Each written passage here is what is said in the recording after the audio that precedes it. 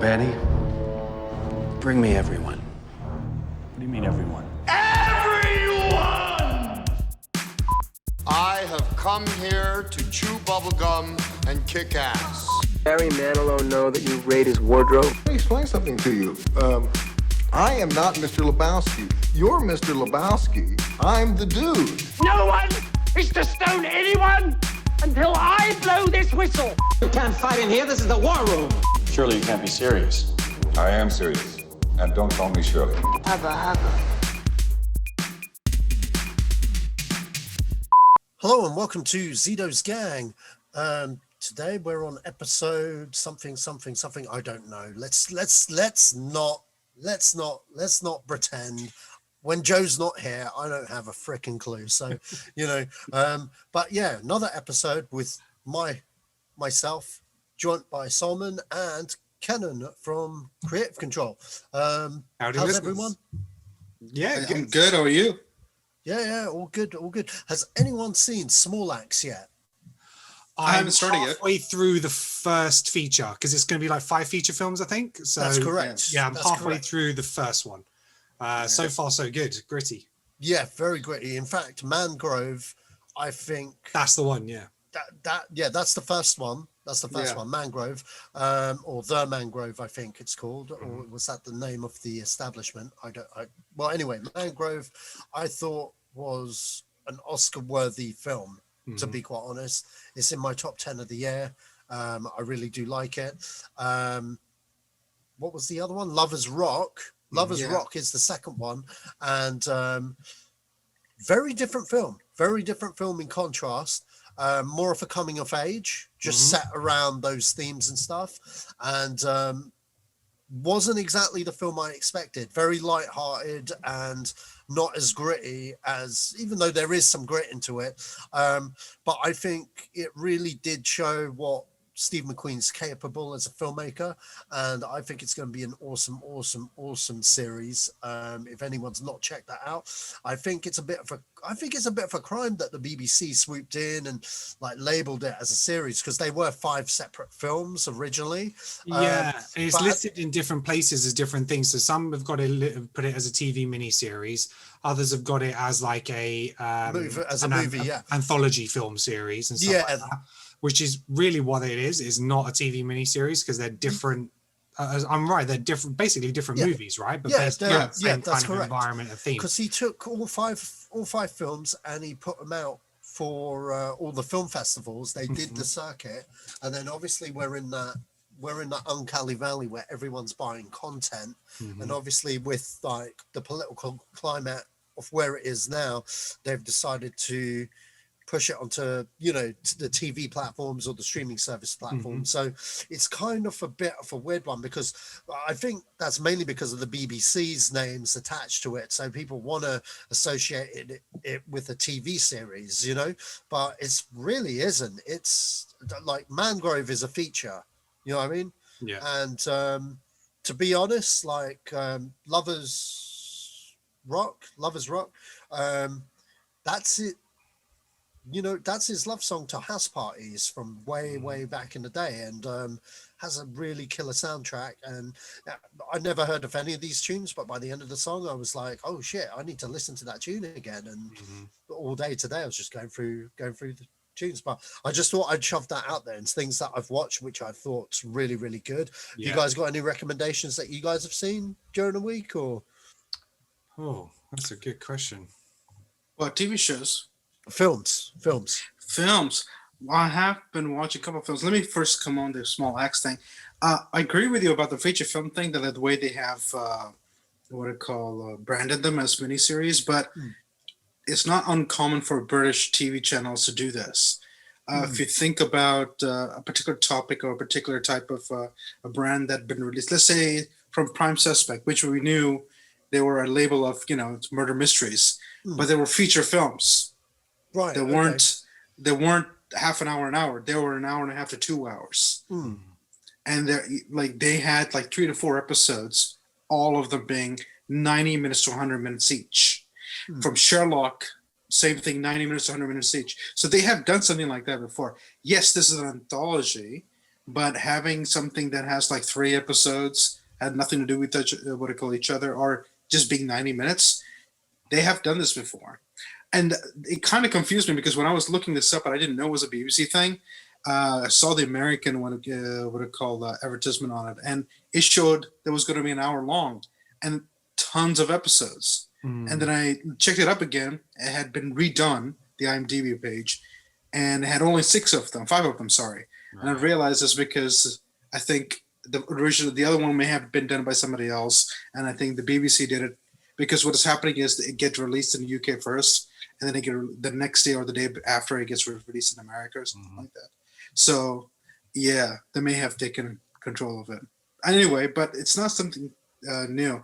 But they're doing really, really well, and I hope people are watching it. I haven't started yet because I'm waiting for them all to come in because I'm going to bench them. Blitz them together. Yeah. What have I seen recently? I mean, I think I've mentioned these maybe on a previous podcast because it was a couple of weeks ago when I watched them, but The Trial of the Chicago 7, that's fantastic. Yeah, really good film. Really, really awesome good. film. I really enjoyed The Devil All the Time with Tom Holland as well. I haven't seen that yet. I thought that was really, really good. What else? Oh, actually, I'll tell you a film which I saw recently, even though it's an older film, Jumanji: The Next Level. Oh, really? All Is right. that good? Oh, hang on, wait. Is that the second one? That's the sequel to the soft reboot sequel. Do you know what I mean? So, Oh, okay. yeah. I've not seen that one yet. I've not seen that either. This is the one with Danny DeVito and Danny Glover. Okay. Yeah, it's really disappointing. Oh, really? Yeah, because I really enjoyed the last one. I thought it was fresh. Yeah, same. Take and you can see where they've tried to do the same thing but slightly different, and I don't think spoilers are a huge thing here, but when they go back into the game they're taking on different characters to start with, as in the avatars that they take and not the original ones, and so you can see The Rock and Kevin Hart try to do different things with their characters, and it's just not as funny. It just doesn't quite sit well, but the sort of like last 20 minutes when they revert back to like what they were in the first one, it feels like, this is what I wanted more of, you know? So it's like, so yeah, it's kind of a mixed bag. But yeah, again, like Jack Black, you know, he's okay, but as soon as he becomes the character he was from the first one, is it Bethany? He's fabulous again, you know? So it's, it's a bit of a missed opportunity for me, but end credits, there's going to be another one. So yeah. Oh, definitely. Oh, yeah. No, yeah. I saw that. I thought you were talking about something else. I did see that. Yeah, you're right. I think that when they try to get the actors to play other characters, it didn't really work that well. Yeah, and that's probably the reason why you found her a little irritating. Well, I found her a little irritating. And you can only laugh at a couple of guys trying to act like old guys for a few minutes. You know, it's like exactly. If the joke's done now after the first 5-10 minutes. Exactly. If they would have switched, back to normal, then it would have been perfectly fine. But they dragged it almost. That's it. All dragged it way too far. Yeah.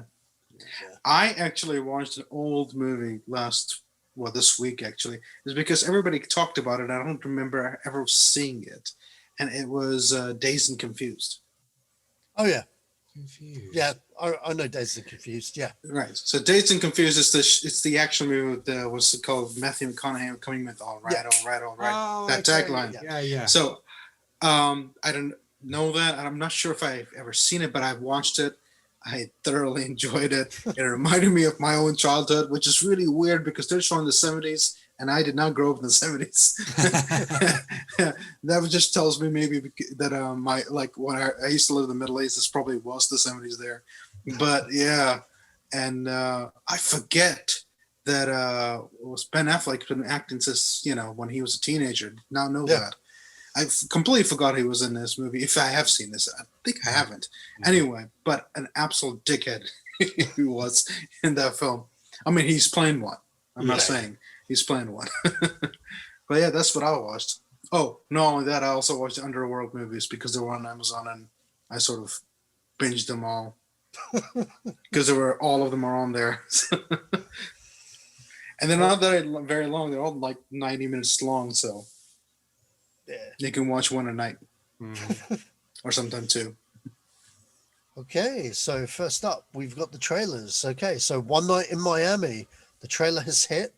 That's the one where we've got Muhammad Ali, Malcolm X, Sam Cooke, and James Brown gathering together in a hotel room discussing like the civil rights movement and the cultural upheaval of the 1960s. Trailer came. You know what? I really want to see this film, but I didn't feel the trailer, to be honest. The minute it started to have contemporary music, I was like, man, it didn't need to have that music in there. Like, couldn't we have had something more reflecting the time? But that's just my thought on it. Otherwise, it's one I really want to check out and watch. What did you guys think of the trailer? I thought it was a total misrepresentation of what it was about. So I thought it was the third in the trilogy from One Night in Paris and One Night in China. So it totally misled me. This was not the movie I was expecting. It was...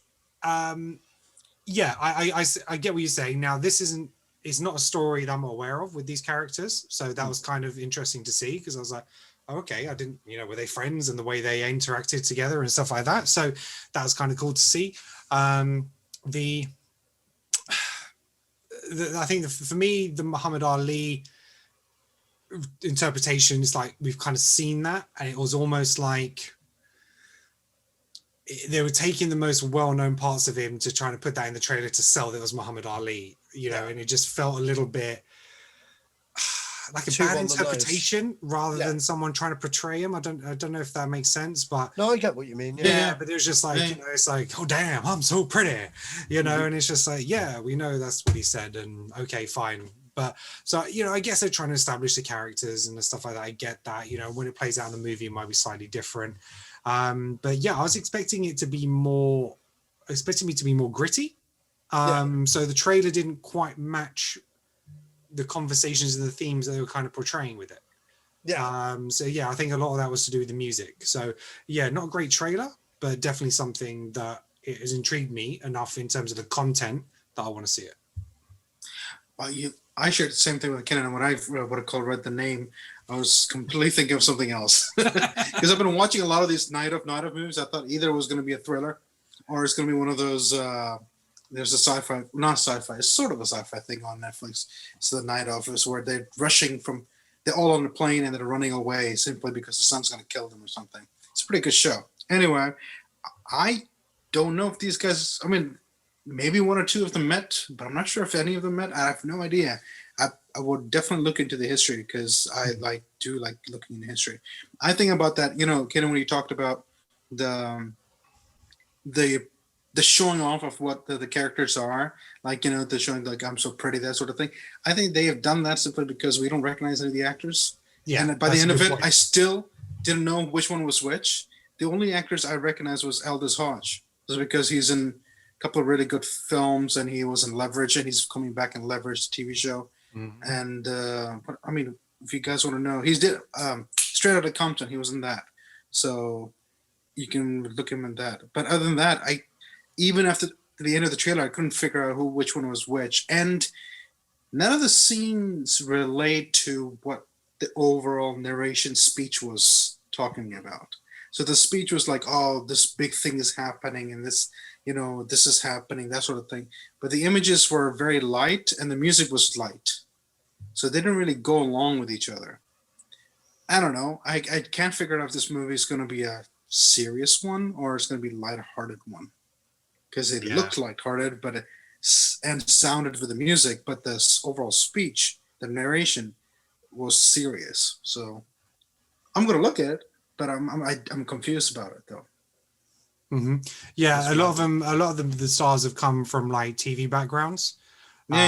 So you've got Aldous Hodge. He, like you said, Straight Outta Compton. He was in the Invisible Man remake recently as well. And who else do we have in here? Kingsley from Peaky Blinders. Kingsley Ben-Adir. So he's Malcolm X.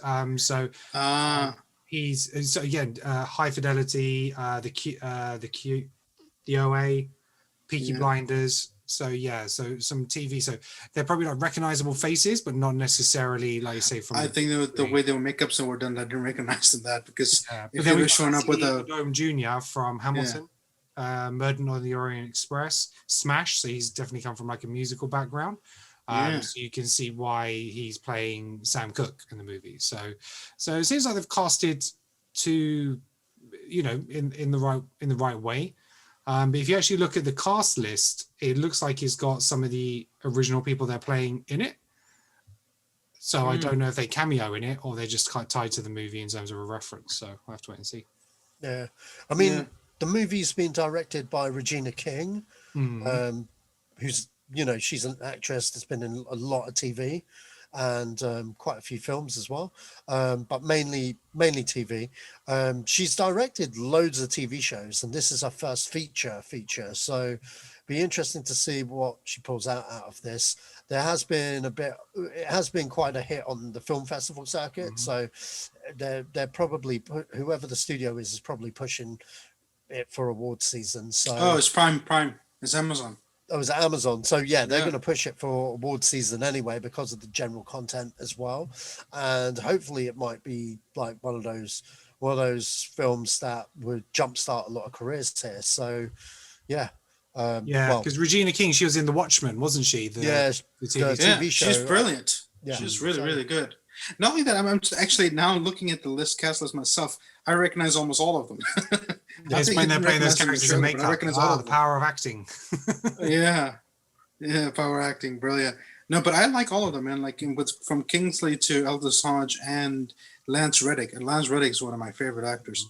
And then also Michael Improli. Lance Gerard. I've seen this guy. Oh, Beau Bridges. And Aldous Hodge, he's going to be in the Black Adam movie as well. Oh yeah. Mm-hmm. Cool. Okay. I like him. Yeah. Okay, so next up we have Chaos Walking.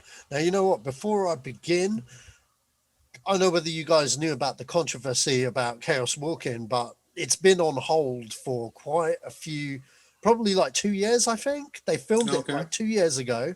There's been lots of reshoots and re-edits on this because the original test screenings were terrible. Apparently it was meant to be so bad they deemed it unwatchable. That's what all the insiders were saying. Wow. And to be fair, this has been on the internet quite a bit because everyone's been talking about it every now and again. Like whenever I watch something like Collider and stuff, someone will mention, when's Chaos Walking coming out? And everyone, that know their shit about films would be slagging it off or saying, look, I've heard, or, you know what I mean? And they're from legit sources. Mm-hmm. So by what I've heard, there's been a lot of reworking on this film. So I was kind of expecting the worst. And you know what? I watched the trailer and I was like surprised. I thought it didn't look too bad. I thought, okay, well, how bad could it be? And it looks like something I'd watch. It's definitely something I watch. And Doug Liman, I mean, he hasn't done that many shitty movies. I mean, most of his movies are really good, from Born Identity to American Made. I mean, they're brilliant films, aren't they? The only one that I didn't really like of his was Mr. and Mrs. Smith. And then hear about like how they changed that movie up in the last act. It felt, you know what, whenever I don't know the behind the scenes and I watch a film and it is dog shit bad, it's usually because there's been changes, you know what I mean, that don't flow with what the movie should be, if that makes sense. And that was the case with Mr. and Mrs. Smith. They had to redo the whole entire ending. There was a whole subplot that was completely changed while they were editing. So it's a similar kind of situation. But, the best movies where they do that to are the ones where you don't notice it happen. Good example of that was Ant-Man. Ant-Man, I keep championing this. That under any studio should have been a flop, but because you had a producer that cares about the characters and knows what he wants from the movie, he got the right team of people to produce gold. And you don't get that with movie producers, you know what I mean, in general. So this isn't exactly a Marvel IP, so this is just a run-of-the-mill movie. So I'm kind of a bit, we'll see how it goes. Hopefully it doesn't feel manufactured like how the stuff that I've said, just now. Hopefully they've taken the time to step back and go, oh shit, because usually with these films they'll be like, oh shit, well it needs to come out on this date. You know what I mean? Yeah. And then it's a scramble for that release date, which hasn't been the case with this movie. I'm hoping they've taken the time to assess the problems and fix them and try and make it work. And maybe it comes with the quality product, because, you know, that was a good trailer. I don't know about you guys. You guys didn't know about the behind the scenes, but for me, I kind of wrote off the movie before it even came. And, you know, the trailer gods have, I know people will be like, oh, but that's what trailers are supposed to do. That's what they get paid to do. And we've all been done in by trailers for shitty movies where they've made the trailers look great. But you know what? Hats off to these guys. They've done their job and made me want to go see it. So, yeah. Yeah, you're right. So it was shot back in 2017 originally. So it's, again, a lot of, like we've always said, reshoots are actually quite common now. But it's one, obviously, I think is the amount, because like you said, Sasha, it tested so badly. But two, obviously, schedules. You know, these people's schedules fill up, especially like when you got Tom Holland, Daisy Ridley, and all that kind of stuff. So, the trailer I thought was is interesting, because I didn't know the concept, because it's based on a trilogy of books. So I think the reason why they've taken the time with this is because they see this as a franchise. They see this as a trilogy. So if they've messed the first one up, they ain't going to get 2 and 3. So they've hooked in, obviously, Tom Holland and Daisy Ridley to that trilogy. I'm guessing maybe the characters die, who knows. But yeah, so you're right that they need to take their time with this and make sure it is right for the potential fallout of the franchise. It was, I don't know, it's like what women want, but the other way around, I guess. I don't know. Yeah. But in an action movie setting. In an action movie setting, yeah. Didn't we have a what women wants female version? Didn't we have a what women want female version? Yeah, there was another version of it. I can't remember the name of the movie, but they did it the other way around, basically. Yeah. Oh, did they? I never knew about that. Yeah, they did. But yeah, it seems quite interesting. I think the danger with these kind of movies, though, is to portray what somebody. Well, what I don't understand from the trailer is how much they hear of what the person's thinking. Because let's be honest, when you're thinking, your thoughts can go back and forth and go all over the place. And for somebody to be able to hear your thoughts, you have to be very clear on what you're thinking. Because there's so much subtext even to your own thoughts, and you know your mind isn't necessarily processing it as quickly as you think you might be thinking it. So I guess we'll have to kind of see how it plays out. But it was weird that every time they talk, they have the weird thing going around their head, like it's projecting. Yeah. And it's just like I don't quite know what that is, if that's actually necessary. And it just seems like his Spidey sense has gone to the next level. Yeah. So yeah, I'm not quite sure what to make of it. It seemed quite interesting, but I don't know if just the music in it made it more dramatic than it is. I think the trailer is absolutely vague, man. Kind of trailer from that point of view. So it's very well put together, but because of the cast and that, it's a movie that I'm going to check out. So they have got me there. But yeah, I don't know. It's kind of like What Women Want meets Fifth Element or something. I don't know.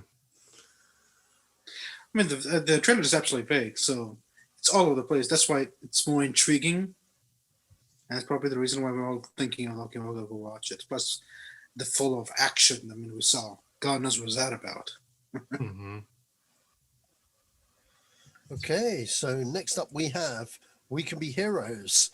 By Robert Rodriguez. I mean, he follows up Battle Angel Alita with another kids film.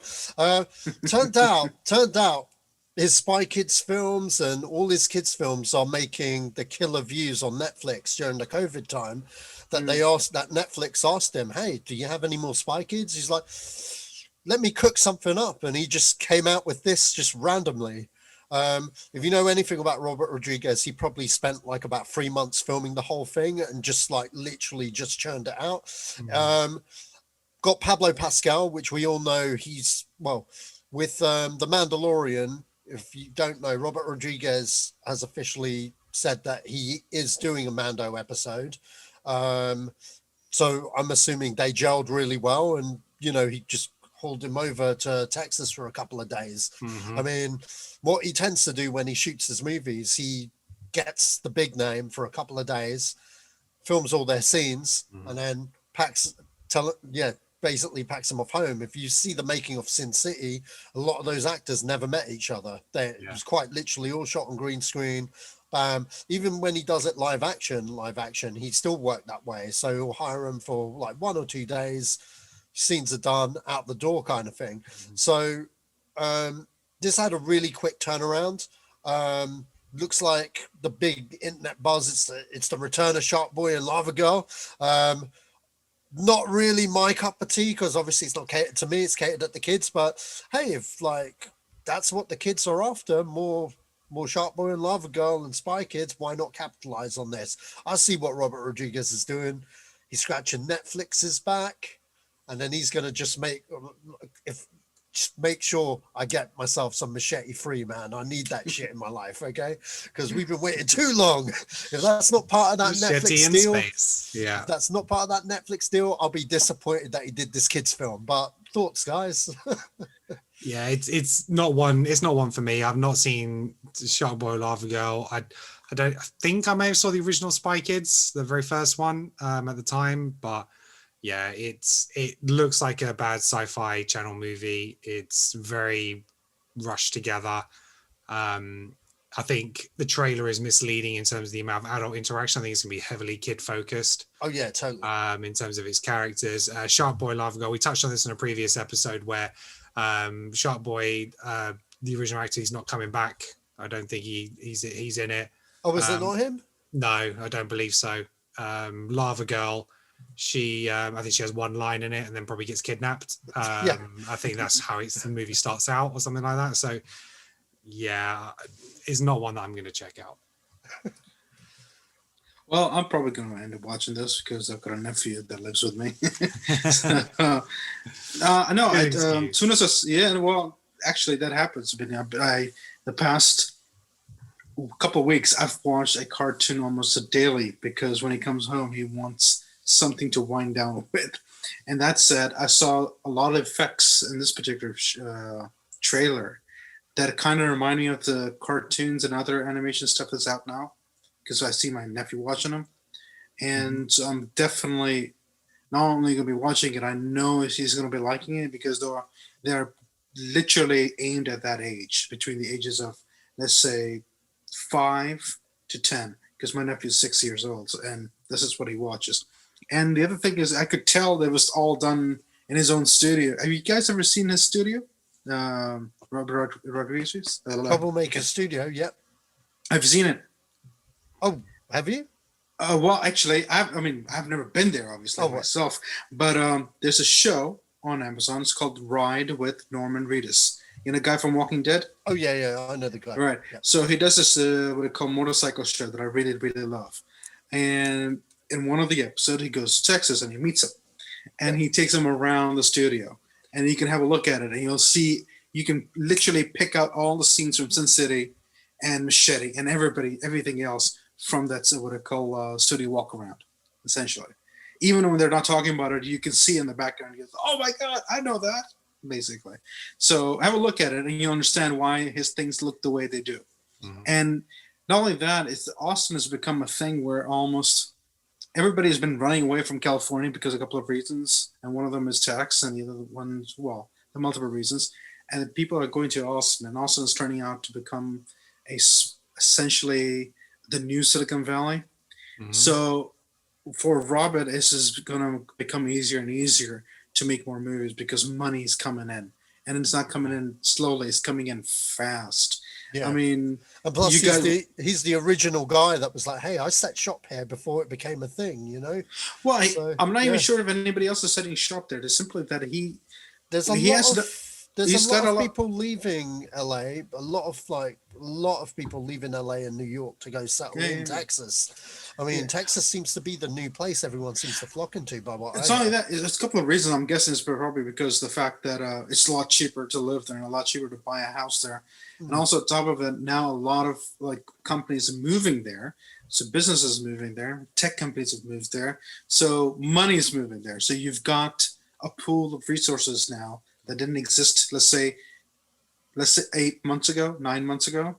So it should be fun to see what he comes out with the next few years.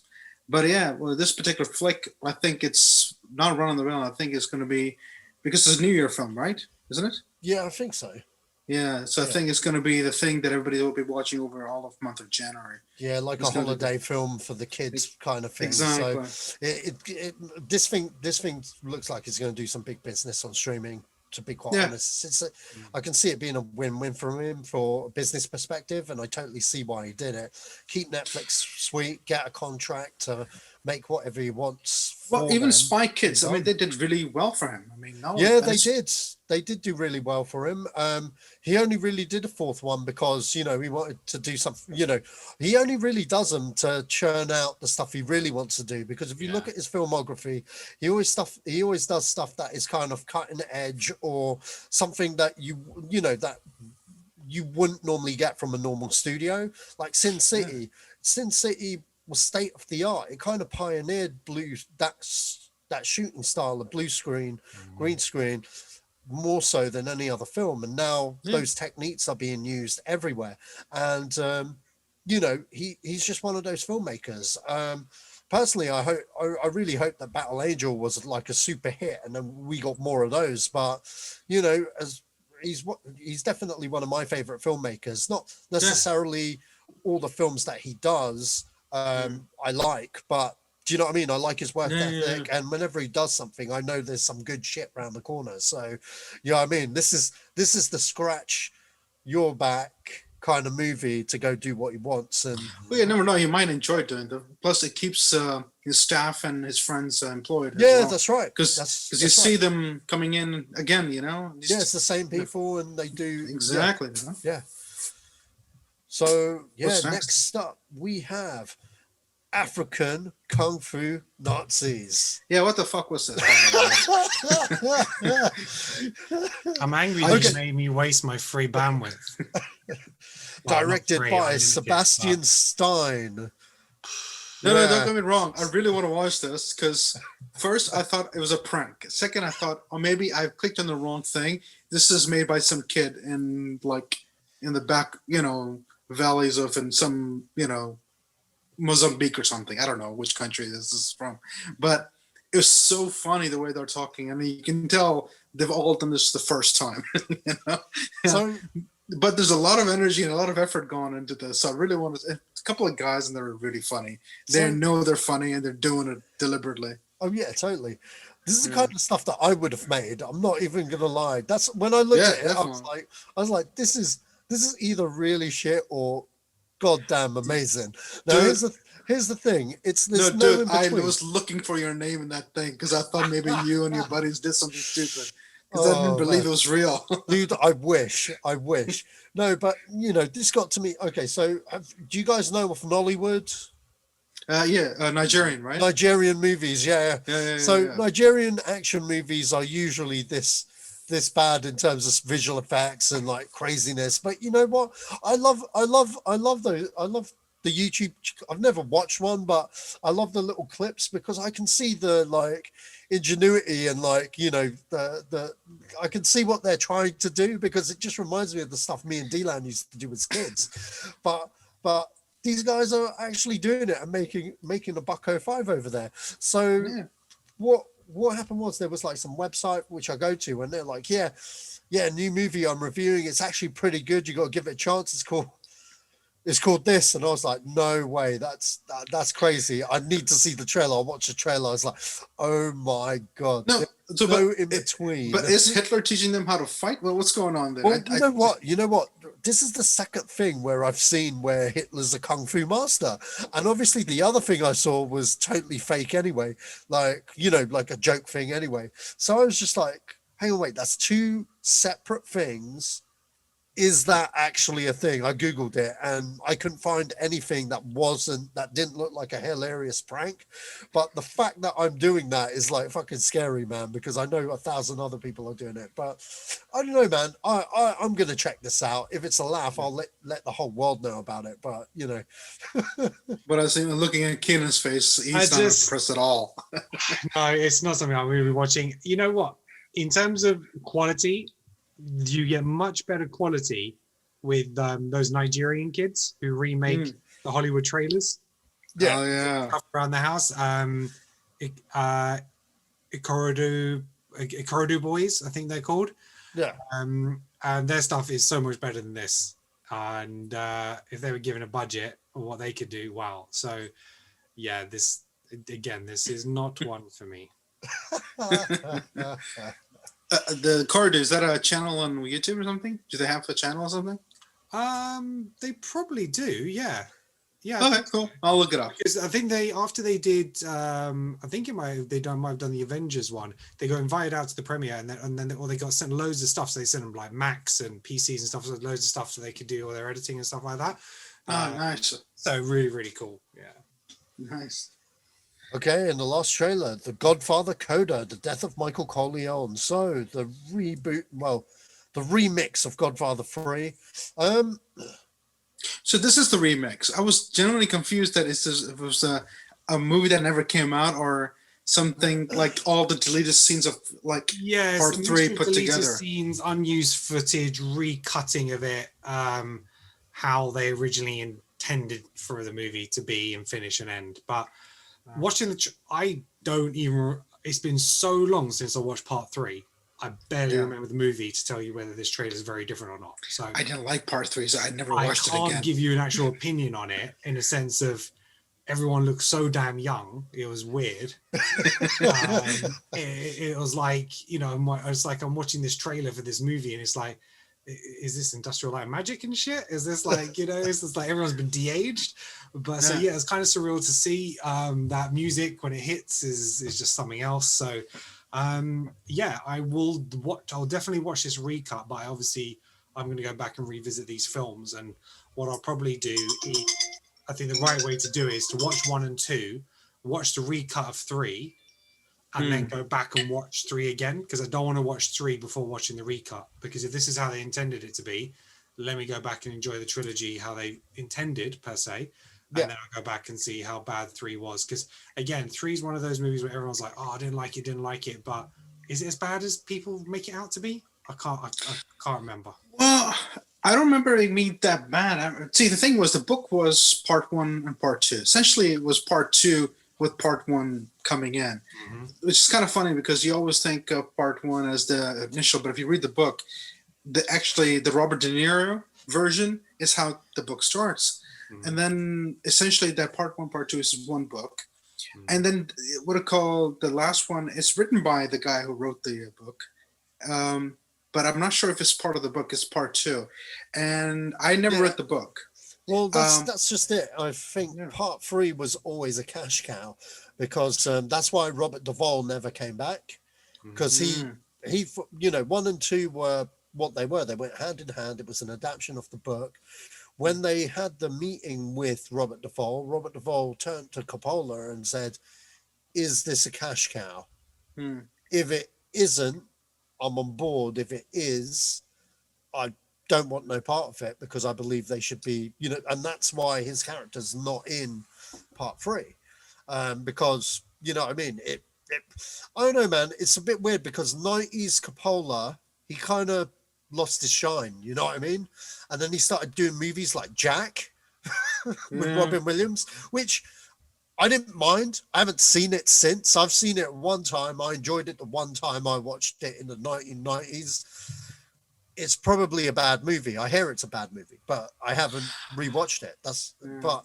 But do you know what I mean? To go from The Godfather to directing a comedy like Jack, you know what I mean? It's, it kind of says a lot. He needed the work then because he was either funding something else, or he was broke, which he has been quite a few times because American Zoetrope went bankrupt. But part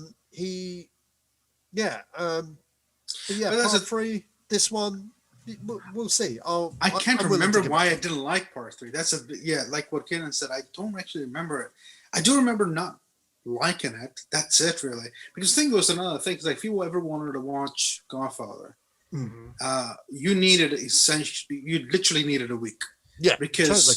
It's 3 hours per movie, and you cannot watch one, two, or three of them on one day, or one of them each day, subscription delay. You have to give a day in the middle to rest, essentially. Yeah. No, but that's exactly I think the thing, because like with The Godfather, for me, I've only really seen it once, like all three of them once. I've seen them a lot. I appreciate them as a piece of cinema, and they are very good movies. However, it's the kind of movie you need. It's like the Lord of the Rings films. They're fantastic movies, but if I'm going to rewatch the Lord of the Rings, I'm setting time out my schedule. You know what I mean? To watch them properly in the way they're intended to be, and I can't just watch those films a part of the way in or a clip in. I have to watch it from beginning to end. However, I was always a Goodfellas kind of guy, because Goodfellas was like, it doesn't matter if the movie's like halfway through the movie or 5 minutes towards the end. If Goodfellas is on, I'm going to watch it throughout the whole movie. And that's why I've always been more of a Goodfellas guy than a Godfather's guy. I've seen Goodfellas probably about 50, 60 times, man. And, there are certain parts in that fucking movie I could quote. But The Godfather, I can remember like the most memorable scenes of them, of the trilogy, but I can't, you know what I mean? Like, I can't recite it. I can't. Oh, no, I can tell you everything. Well, it's not only that. It's the thing is, like, I remember my parents, especially my mom. My mom was a big Godfather fan, and she would watch it. Like, if it was on, she would watch it. But I was never allowed to watch it because of being very young at that time. But she had the book. So, because I couldn't watch it, I read the book and really liking the book. And then I finally got to watch Godfather when it came on TV with my dad. It was like on a Friday afternoon, and I think it lasted till like 6 o'clock in the afternoon, simply because the amount of commercials and everything in it, and loving it. And it's an epic. It's one of those. We don't have epics anymore, do we? No. No. And they're an epic. I mean, you can have a meal in the middle. You have chat about life in the middle, and it can go back to the movie. It's there. It's still going. That's why. Kenan, you haven't said anything. Well, no. I mean, you can tell that. You can tell the reason why probably a lot of people. Well, I think most people say about Sofia Coppola in number 3 not being great. She has too much screen time. Not a very good actress. But again, I can barely remember the movie. But there were 16 years between part 2 and part 3.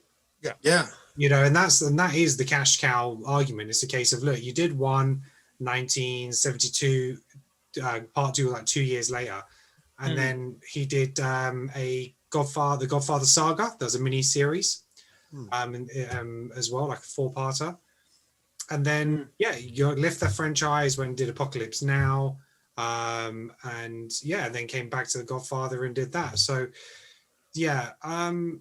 look, if he's managed to do it in the way that he always wanted, and for whatever reason the final product didn't come out how he always intended, fair play. It is the age of the director now, where you get the director's cut. Where studios insist on doing something, and now directors are able to say, actually, I wanted to do it slightly different. And if they're given the tools to do it, by all means. We got the Richard Donner cut, right?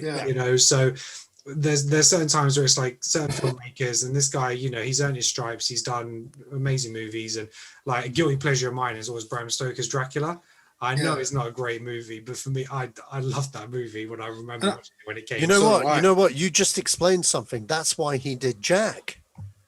Yeah, so he did. It's literally why he did Jack, because that movie bombed. Yeah, he did Bram Stoker's Dracula, and then he did like this documentary regarding Dracula. So all the same thing, and then it was Jack. So let me have so that was like 4 years later. So he did Bram Stoker's Jack in 92, Jack in 96. Then he did The Rainmaker, Youth Without Youth, Tetro, Twix, Distant Vision. His last movie was 2016. Yeah, so all those from Youth Without Youth, those are all low budget indies. So because that's what he's kind of gone back to now. Yeah.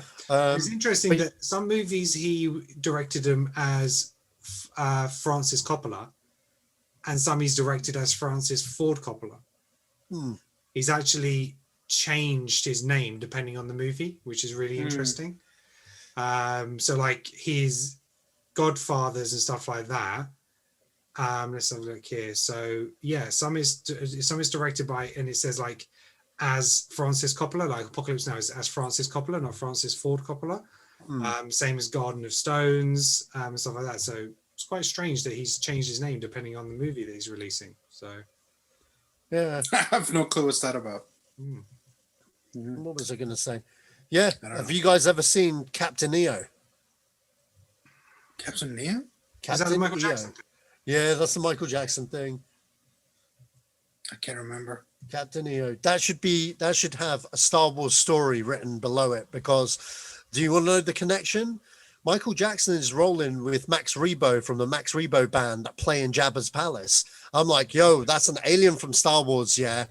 This is all sci-fi. Where's the Jedis? Where's the Jedis? Is Captain EO, is Michael Jackson the Jedi? Come on, man. I want the cameo in The Mandalorian. I want Captain EO's ship, at least. Jackson can't be in it, obviously, but I want the ship in there so I can be like, I told you so, bitch, to like certain people where I've had this argument, because it's a crossover waiting to happen. Anyway, moving on. You guys watched the last episode of Mendo? Of where? Oh, yeah. I mentioned earlier. Oh, yeah. Fantastic. The last two Fantastic. episodes have been brilliant.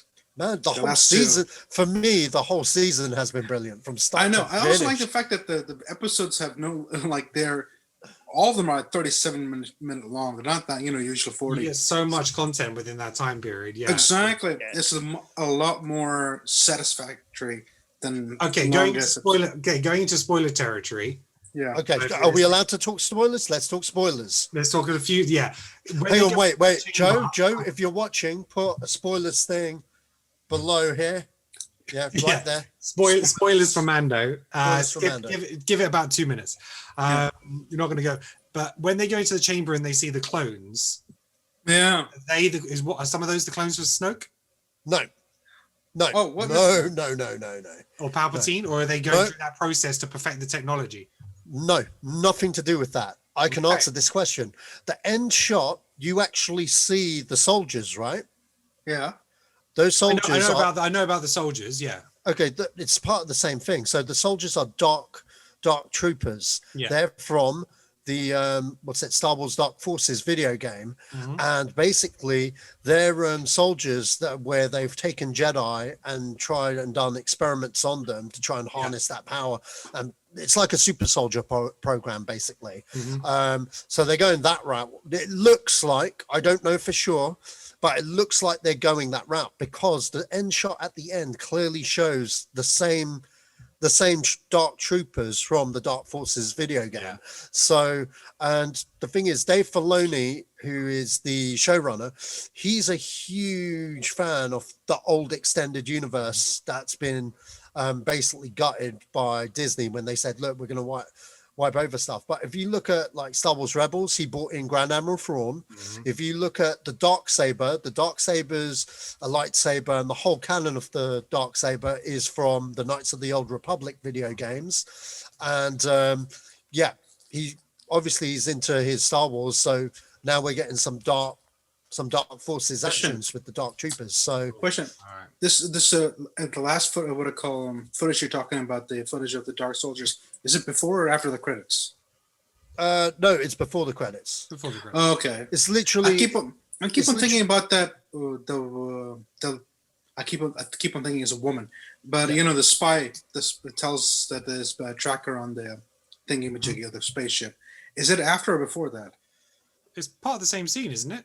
Yeah, it's part of the same scene. There's no after credits on Mandalorian. Okay. So, I think I've either forgotten it or something. You don't see the soldiers full on. You just kind of see them on the sides. Yeah, so, that's right. So you gotta watch it again. Yeah, it's just very much teased. Yeah, I mean, personally, I don't think they're gonna connect it to the new films. Mainly because Favreau's kind of hinted he's not a fan, and. They've all kind of hinted they're not fans kind of thing of that stuff, but they've not outright said it because obviously they can't. I think but they'd be better off they don't.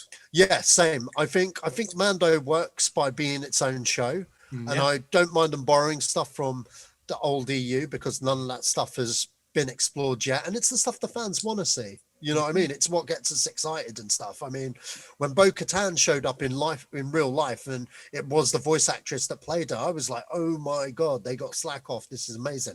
But then if you're going to get anyone. If you had Slackoff as your voice actor, you're going to use Slackoff. You're not going to recast. It's just not a thing. But So I've got a big question. okay, Not done this episode. this the is one more than previous 2 one. minutes, isn't it? Yeah, no. The previous one. It's the only question I have. Okay. You know how he met the other Mandalorians, right? Yeah. And they said, "Oh, you're from that sect." Yes. Now, is he from an extremist sect, or are they just pulling his leg, or because they show their faces and stuff like that, and he doesn't?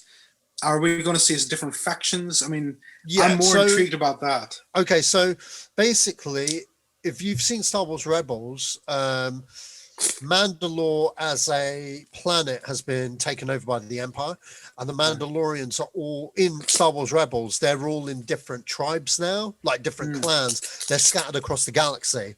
So, you know what I mean? That was one of the confusing things going into Mandalorian to begin with, that he wouldn't take his helmet off. But then I always guessed that, well, they're in tribes, so maybe his tribe does that. Maybe they're doing some old ancient way. And it turned out to be that's exactly what it is. And they just confirmed it for people that were confused and stuff by saying, that kind of thing. So there are different types of Mandalorians. And if you watch the Clone Wars, you get a little bit insight to a shift in ideologies between people on Mandalore.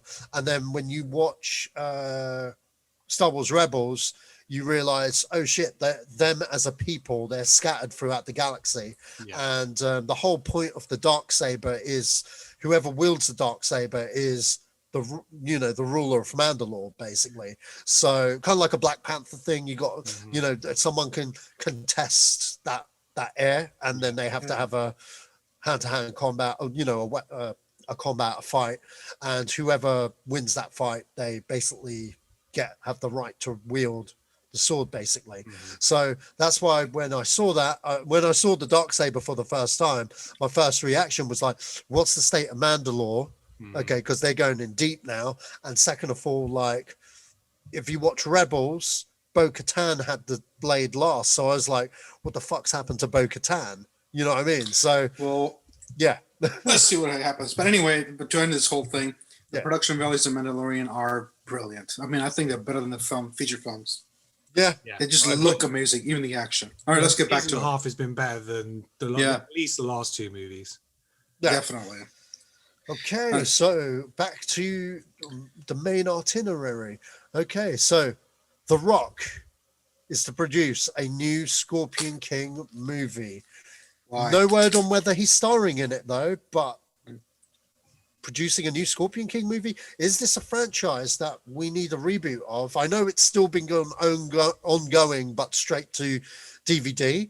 But really, yeah, there's been loads of films with different wrestlers and stuff starring in the role. But yeah, is it like a school of acting for wrestlers? Yeah, I guess, I don't know, but I don't know how many there's been, but there's definitely been a couple of straight to DVD sequels. But is this Scorpion King 2, Scorpion King 3, Battle for Redemption, Scorpion King 4, Quest for Power? Okay. Wow. So do you guys think there's like a franchise potential here? Do you think that maybe he might come back into the role, or do you think it's something he's looking to produce as a franchise for himself so that someone else takes on the mantle and whatnot? What's your thoughts, guys? Has he done anything that he's not in it? There's been no confirmation whether he's starring. All the trades are saying is that he's producing it. I had no idea the Scorpion King 3 had Billy Zane and Ron Perlman. Oh my days. If you wanted straight to DVD fodder, you've got the cast list right there, man. I did not know this. That's cool. This is brand new information, and I am intrigued. Snap. And I should say, but I kind of like this sort of movies, but I'm not excited. Lou Ferrigno's in number 4. No, really? Yes. What the? Amazing. I know this. Holy shit. Lou Ferrigno, Victor Webster, Roy Big Country, Nelson, and Royce Gracie. Wow. There was one 2 years ago. Wow. That's blown my mind. Look, you know what? Foolish. When the first Mummy movie came out, I'm still a huge fan. Let's get this right. The Brendan Fraser first Mummy, that was fantastic. Oh yeah. Totally. Then the Mummy Returns. Is that where The Rock appears? Yeah, that is. Yeah. With That's The where he makes Rock his as first the Scorpion appearance. King. As the Scorpion King. And the scenes where he's the Scorpion King were really cool. And then they did that weird fucked up CGI shit at the end. Yeah. Him as a literal scorpion. I don't know what that happened. Yeah, and I always remember the Mummy. He gets stabbed and he like falls down to the ground and goes, "No!" Oh, yeah. It was such a bad scene. But then, obviously, because of the success of his appearance in that, they were like, "Yeah, The Rock, he's up and coming. Let's give him his own thing." The Scorpion King, and I remember enjoying the Scorpion King movie, the first one. It was just kind of fun. It was a bit paint by numbers kind of thing, but it was absolutely fine. The sequels I haven't seen, and there's obviously a reason for this, but now I'm intrigued. I might have to go watch them. But yeah, to go back into this world, I'm kind of game for that. We don't have sort of like this kind of adventure movie going on at the moment. Yeah. So I think, if done right, now whether they do it as a reboot or they work it in a way, because again, not knowing how the other Scorpion King thing go, is it like we were just talking about with the other movie, is it like a mantle that is taken on by other people? So could it be that somebody else finds the Scorpion bracelet, becomes king, and it's taken off in a different direction? So look, The Rock has got a great track record in terms of both appearing and producing. His $7 production company is doing really, really well. So if he wants to get his hands on this, I'm like, yeah, go for it. Because there's not much this guy doesn't touch and doesn't turn to gold. Do you know what I mean? So I'm like, yeah, let him have at it. Let's have some like swashbuckling adventure kind of thing. We haven't got this. We haven't got Indiana Jones. We haven't got pirates. We haven't got that kind of, adventure type movie. So let's go for it. I wouldn't mind him. I need to see something for me to get excited. At the moment, I'm not really, but I do like these sort of films. I mean, adventure films are what I love, and they're, like Kenan said, there aren't any of them these days. Yeah, I mean, I'm kind of in the middle. I totally see where Ken's coming from. I love the first Mummy movie. I don't really like any of the others. Mm-hmm. Scorpion King as a film, I thought it was okay. It didn't blow my socks off. It didn't blow my socks off the way it did for some people. But I totally agree. There is a gap in the market for a Conan of the Barbarian type of swashbuckling kind of adventure kind of movie. But at the same time, I don't see a studio executive greenlighting it unless it was by The Rock. You know what I mean? Because The Rock is like the highest paid movie star. He's highly bankable. He rarely comes out with a flop. You know what I mean? Most of his movies make bank. Do you know what I mean? And if he wants to do a Scorpion King reboot, or whether he's going to be the guy, they're going to greenlight it straight. They're going to greenlight anything he does. You know what I mean? Look at Warner Brothers. They waited for him for Black Adam. They approached him to play Shazam, and he's like, I want to produce the movie, but I'm playing Black Adam. You know what I mean? And there's a Warner Brothers, and he's got that status where he can command whatever the fuck he wants. So, I think it's going to be interesting to see what they do here, even though I'm not really that excited for it. I'm still intrigued because, it's very interesting to see when the star of the original is attached to something. And if it's a recast, I think I'll be less interested. But if he came back to the role, yeah, I'll give it a shot, because it's Dwayne "The Rock" Johnson, for fuck's sake. You know what I mean? Like even his bad movies, I'll give a shot, because he's just so damn likable, So it's hard. He could be in a shit movie, but he'll get away unscathed. I mean, I sat through Hercules, and that was a bad movie, but you know what? God, yeah. Oh, did you guys see the skyscraper movie? What's it called? Skyscraper. Skyscraper. You know that movie with the skyscraper in it? I mean, that was a dumb movie, but I watched it. Yeah. And if I'm just looking at like producing stuff that he's got going on at the moment, he's got so much going on. Not to mention, obviously, the fact that he's starring in a lot of these as well. you know, but like since like last year, obviously you got Jumanji, you got Jungle Cruise, which is still due out. You've got he's just finished like Red Notice filming on that. He's got the TV series Young Rock. You've got The King, The Jansen Directive, Black Adam, Son of Shaolin, San Andreas 2, Doc Savage, Teddy Bear, rumored Big Trouble in Little China that he's been on producing on that. So yeah, man, he's got so much going on, and you just you don't turn down The Rock. If he's like, if you go to him and he's like, yeah, I'm interested, do it, sign it up, go for it. Okay, so next up we have Neil Patrick Harris is to join Nicolas Cage in The Unbearable Weight of Massive Talent. Okay, this film's going to be interesting because like it's kind of like it's a bit of a weird one because it's like a fiction. Cage is playing a fictionalized version of himself. Yeah. So So he's- yeah. So he's for those who don't accepting- know the story, basically Cage is he's trying to land a part in the new Quentin Tarantino movie. He's got a huge debt, strange relationship with his daughter, an egotistical 90s version of himself, basically. So he is kind of playing himself. And Neil Patrick Harris is signing on to become his agent. I think that's who he's going to play in it. Right, okay. And basically Cage agrees to appear at a birthday party for a Mexican billionaire and who's a huge Cage super fan, and that's Pedro Pascal. He has a script he'd like to run past the actor.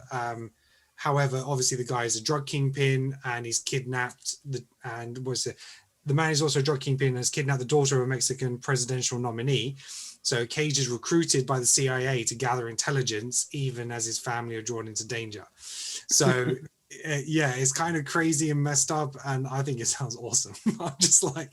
I'm so on board with seeing Nick Cage being Nick Cage, but even more Nick Cage. It's like, I think that's just going to be hilarious. And like I was saying, the people are going to be at Pedro Pascal again. He's just like in so many things going on and stuff like that. So. I see that as a win. It can only be funny. And Neil Patrick Harris as an agent, I can see that. Well, he's got a good cast of comedians, including Sharon Horgan. Mm-hmm. Yeah. So and Tiffany Haddish. I'm looking forward to it. I'll see what I'll look at it because Nick Cage's movies have been coming out pretty fast, and I barely able to catch them until you guys tell me there's one. No, to be honest, I think he's done his best work in the past couple of years, man. Yeah, totally. Him doing this whole independent movie thing and being the biggest name out there, just doing the independent thing, it's really made people watch these low budget movies. And to be quite honest, he's been experimenting. Some things have been dog turd, but then other things have been like, wow, did you see that Nick Cage movie? And everyone's like, nah, because I don't know. I guess the thing with him, he's done so many like shit films. He had a whole slew of them. But when you do get a good one, it's crazy. But now it looks like he's doing the stuff that he wants to do, and I think he's found his avenue personally. Yeah, so, I think he's paid off a lot of his debt, so he's all right. Yeah, I think that's right. I mean, like Nick Cage, like what? I actually want him to be in a Quentin Tarantino movie. He has one shot at it though. He has one shot. If he shows up, I'm in. I think he'd be awesome in it. Oh yeah, totally. I could, absolutely. I could see him being in a Tarantino movie. Maybe not Star Trek, if that is his next one, but And I'm just thinking about Mel Gibson and Tarantino. Joe Exotic. So he's also, from the Tiger King reality show. He's taking on that role as well. What was the really crazy trailer we saw him in not too long ago? It was like a sci-fi jujitsu. Jiu-jitsu. Yeah. I've heard some good things about that. I have some friends that have seen it and say it's amazing. So in all the joke ways. So I need to see Wally's Wonderland. Isn't it like a horror movie? There's that trailer 15 seconds or something. So that's right. Yeah, man's got movies coming out, and it's Nick Cage, man. Just bring it on. Okay, so next up, Marvel Studios have announced Deadpool 3, and it's gonna be a 15 rated R, and they've hired the Bob's Burgers writers.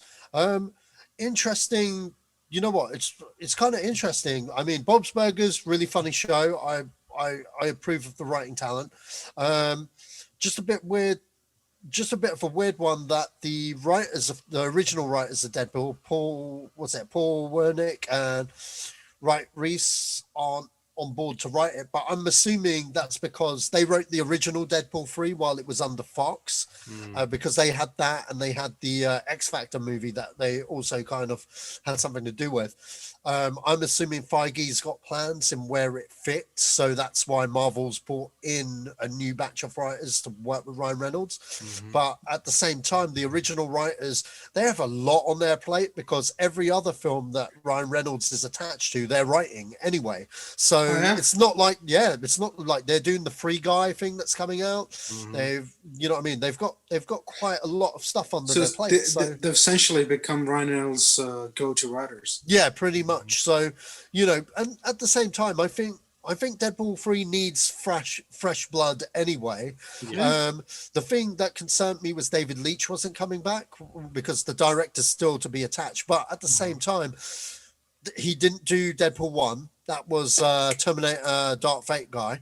And David Leitch is very sought out director right now. And at the moment, he's back on board with the Wachowskis as second unit director, doing all the action choreography and stuff for the Matrix film that they're doing. And then right after that, he's got John Wick's 4 and 5 being filmed back to back, which he's going back to.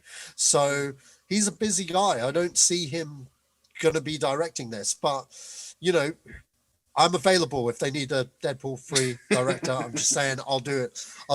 I'll work on minimum wage, whatever that is in Hollywood money. I'm just putting my services out there, and $20 an hour. Yeah, and I'm sure Ken will join me as well. So I'll co-direct. I'll be a first assistant director. Yeah, no worries. Yeah, so there we go. Another creative control. So yeah. Well, what do you guys think?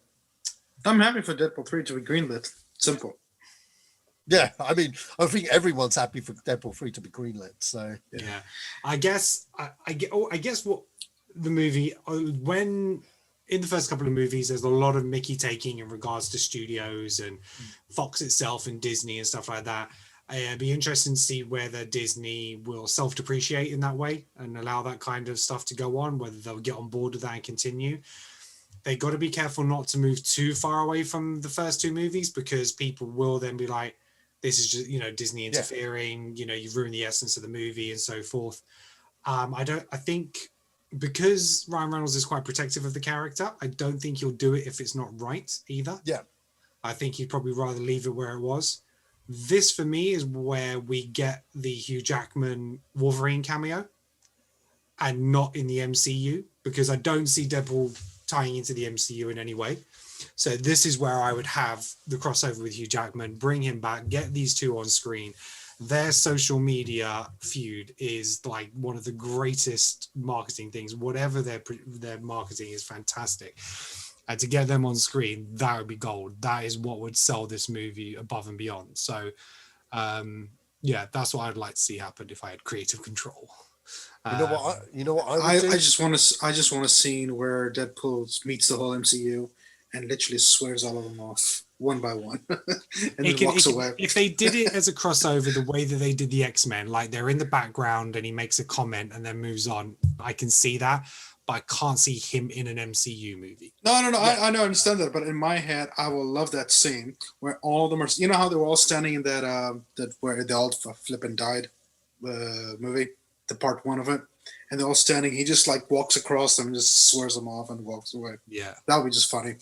It's very Deadpool. Just to make fun of the fact that they're gonna die, and he's like, yeah. They could make quite a few references. They could have him appearing at the end of like Endgame, like what did I miss? You know, all those kind of little things they could kind of tie in, but not in his movie. So that I can see happening, and I think a lot of people will be comfortable with that they can get an MCU tie-in without it ruining the flow of the MCU, which was always my concern. So yeah, so not only that, also because the way MCU has been set up and the way Deadpool is set up, they're quite different. But if there's someone brave enough to take that challenge to come up with something, that would be fun. I mean, I wouldn't mind seeing it. It's risky, simply. But I'm just simply happy the fact that they put it up. It's always a pressure to come up with a new film anyway, because this is going to be part 3, and let's hope they do well. Simply, I'll be controversial here on what I would do. This is what I would do for real. Okay, so you guys ever heard of Deadpool versus the Marvel Universe? It's a one-off what if comic. Yeah. Now imagine if they did that, but not with the MCU, but with the Fox universe. With the Fox universe. So it's literally, he'll just show up. He has to kill the Fan Force Stick guys. They get all those actors back. They even get Chris Evans back, and he'll be like, "Hey, aren't you Captain America?" Because he's Human Torch now. you know, and that kind of thing. So you could have like, "Hey, I came here for the Fantastic Four. Why is he black? Why is he? You know what I mean? Why is he that? Well, you know what I mean? All these questions, you know, that makes no sense. And he's just like, this stuff doesn't make sense. And just starts killing people. That would actually make a perfect end credit sequence. You know, like he was going back in time at the end of the last one. If he was jumping around, just murking all the Fox people, to end their franchises, that would be spot on, mate. That would be that would be hilarious. That would make my day. And Ben Affleck has to come back as Daredevil. and then make some because I'm Daredevil. But then him coming in, Deadpool coming in and screaming, "No!" and just like start shooting aimlessly. Brilliant. Yeah, and then probably have like, I don't know, you know what would sell it? If they had like Tom Holland just show up in there randomly. But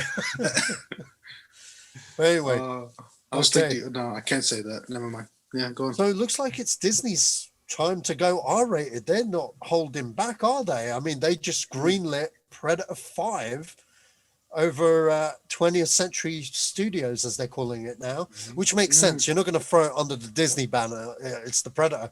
But I mean, you know what? I'm surprised because here's the thing. I think across the board, the last movie sucked. Okay, every time I hear Shane Black, I haven't even watched it. Oh man, which was the last movie? I have to look this up. Away from okay, it's just okay. Here's the thing. To be honest, it has. You can tell that Fox came on board and gutted that movie because there are elements in it which is classic Shane Black, and it works. And then the movie I've seen this. Yeah, the movie kind of takes a dark turn where you're like, what? And yeah, they do something at the end, which I'm not going to spoil for you, Ken, but you're just going to be like, fuck off. Like, oh, no, I've not seen like this. They did some like super Predator bullshit, you know, like, but yeah. But yeah, I mean, for Predator, I like the first 3 films. I really enjoyed what Robert Rodriguez did with Predators by putting it on the alien world because I thought that gave the universe more scope. And I wanted to see more of that, to be honest. But the Predator, it was more of the same and like, which I didn't mind, but then it just veered off into some bullshit kind of territory. I honestly think with Predator, I think they should have waited a few years, you know, for us to get the bad stench out of our mouth with the last movie.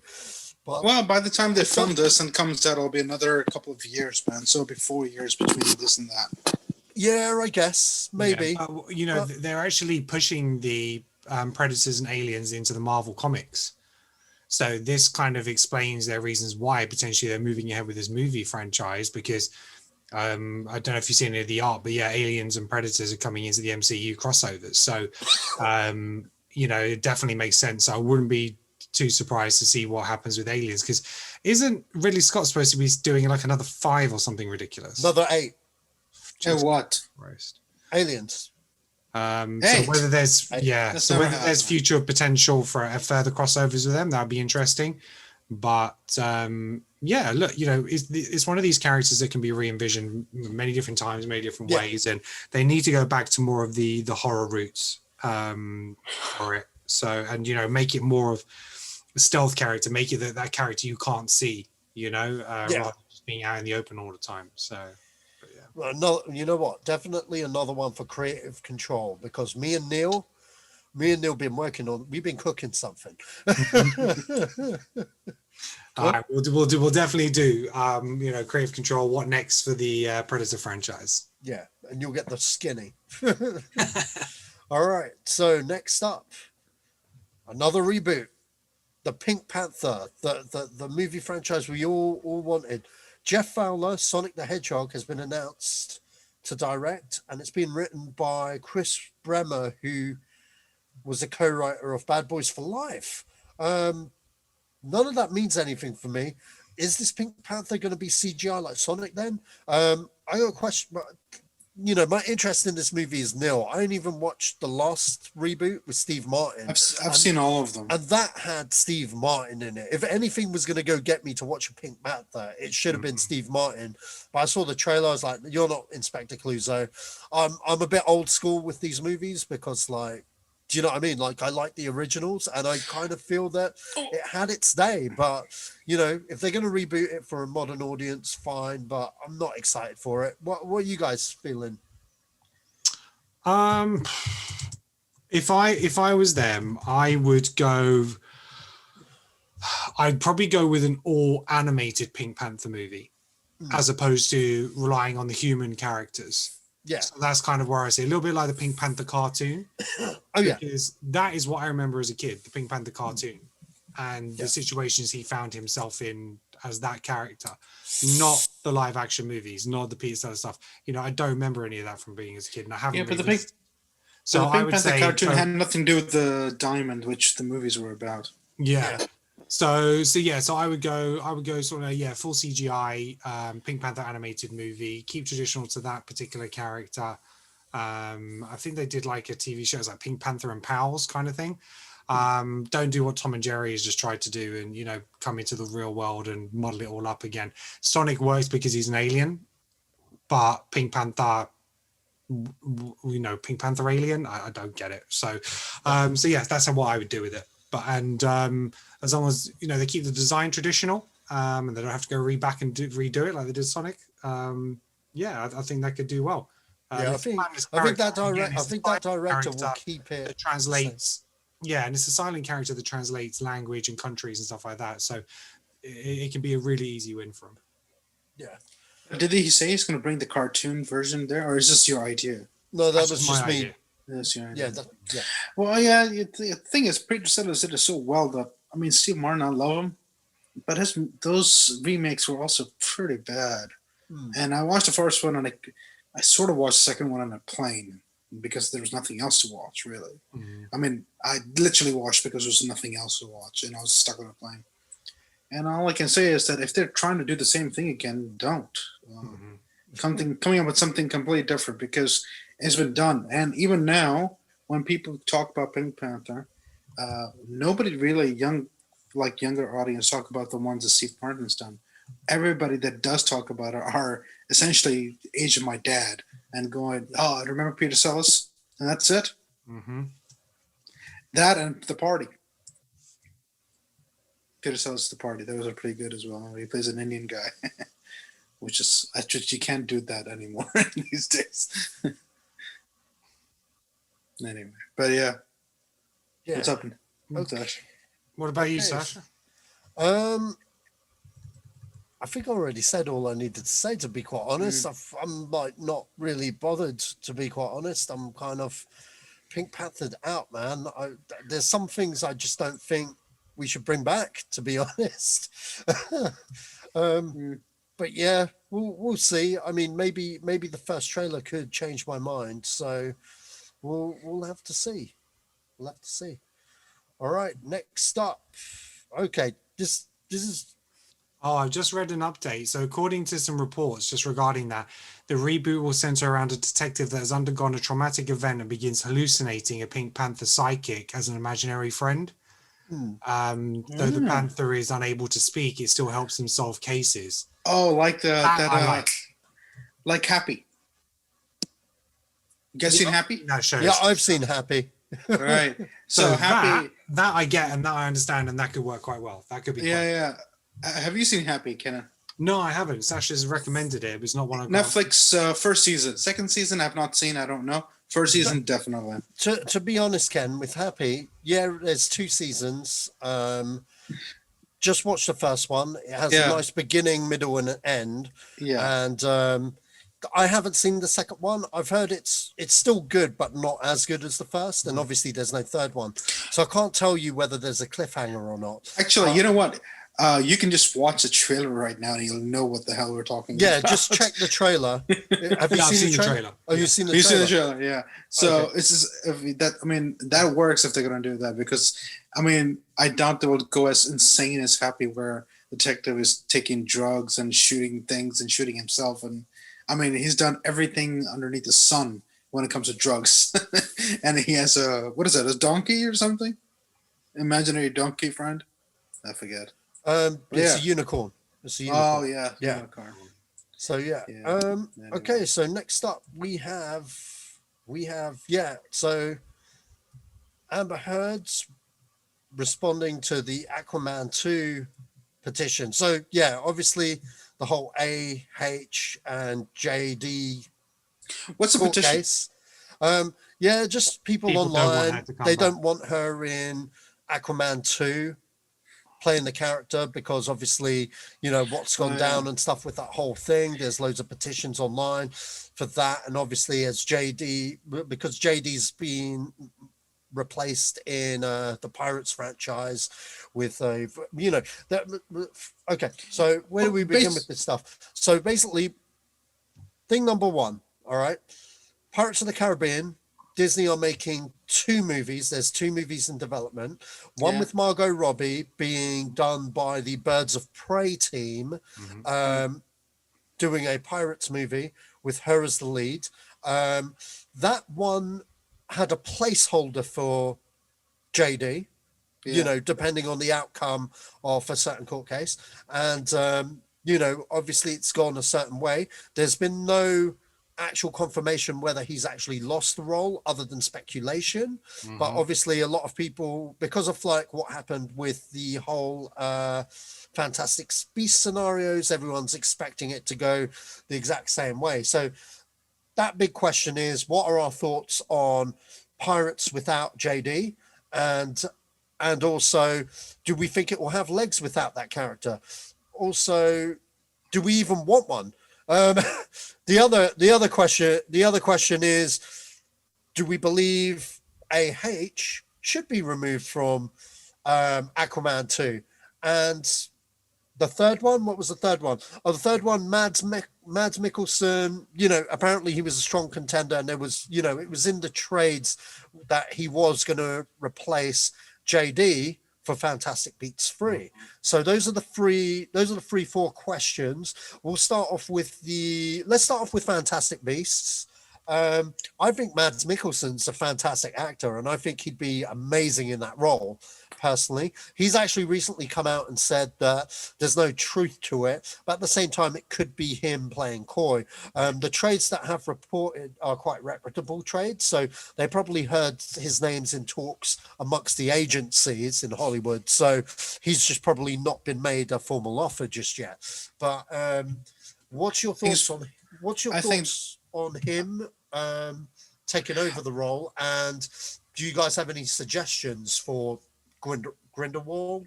Is that what he's called? Yeah. I remember I had a suggestion, but I can't remember it now. It's going to skip my mind.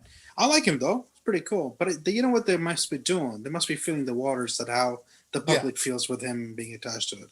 Well, that's probably the reason why his name is probably being circulated in the newspapers. If he has come out and said that it's not actually playing yet, he hasn't been given an offer yet. That's probably the reason what they're doing. But I can't remember the actor I was thinking of originally. It was a couple of weeks ago. But anyway, I like to see him. I don't want to mind. I haven't watched Fantastic Beasts, so I can't really comment. Sorry? What, any of them? Or what? No, I haven't watched Harry Potter since like number 3. What? Really? Yeah. Oh wow. Just never been inclined, never read the books. They were fine for what they were, but yeah, I think it was because of the time when I was working at the cinema when they were coming out, and they just used, the customers just pissed me off. So queuing up for hours and having to turn shit around, cleaning up after all these people, these mad people queuing up for this movie. So I was just like became disinterested and disengaged with the franchise. Now I know from the first movie, it wasn't even Johnny Depp anyway, was it? No. So Oh no, well, okay. First he movie. did a shapeshift like right at the end.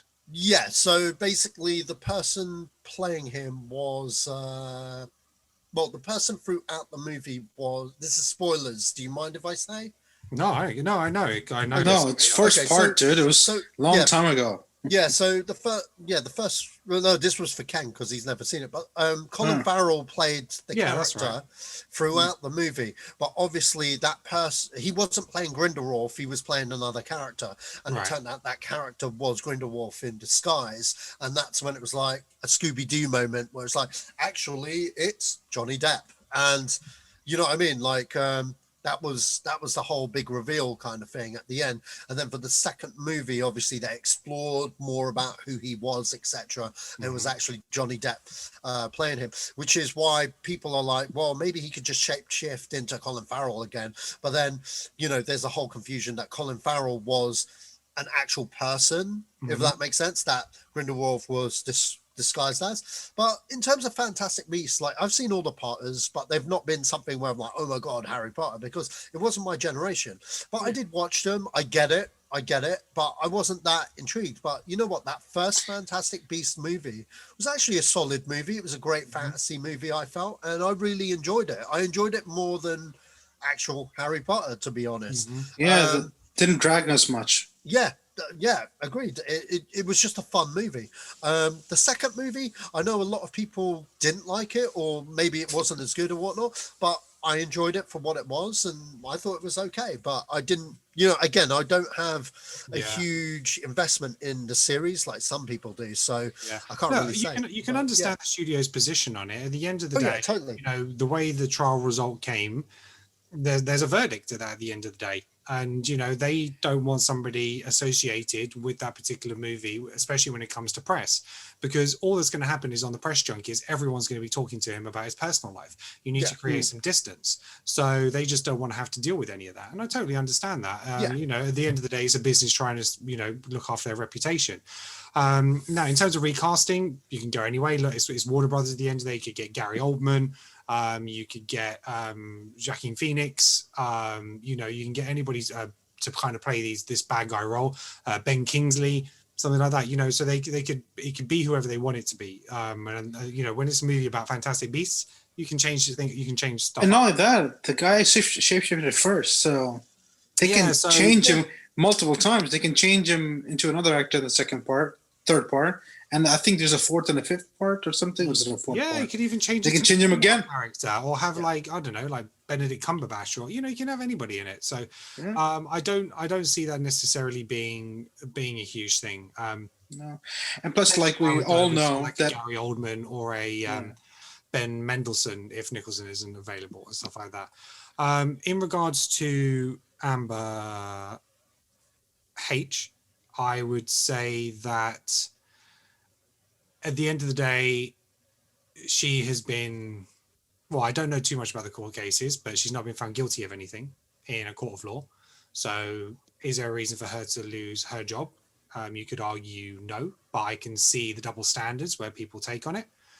But it, you know, to demand somebody loses their job when a studio is allowing them to continue is a harsh thing. Now, obviously, there's, you know, people who are team one person, team the other person. I'm neutral. I'm just like, you know what, let them both get on with their work if hopefully they can. The difference is the popularity of Johnny Depp versus the popularity of AH that's the comparison. So they could not have maybe AH as part of that press junket tour, and it wouldn't make a huge necessary difference to their marketing of it.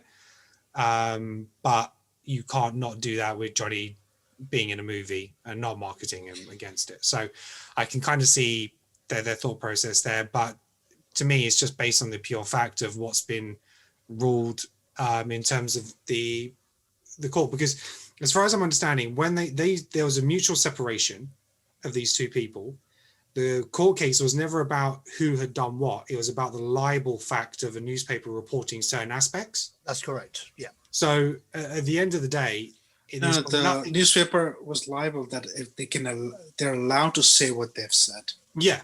That's it. So at the end of the day, it wasn't a court case of one versus the other. It was Johnny versus the newspaper. Yeah, that's right.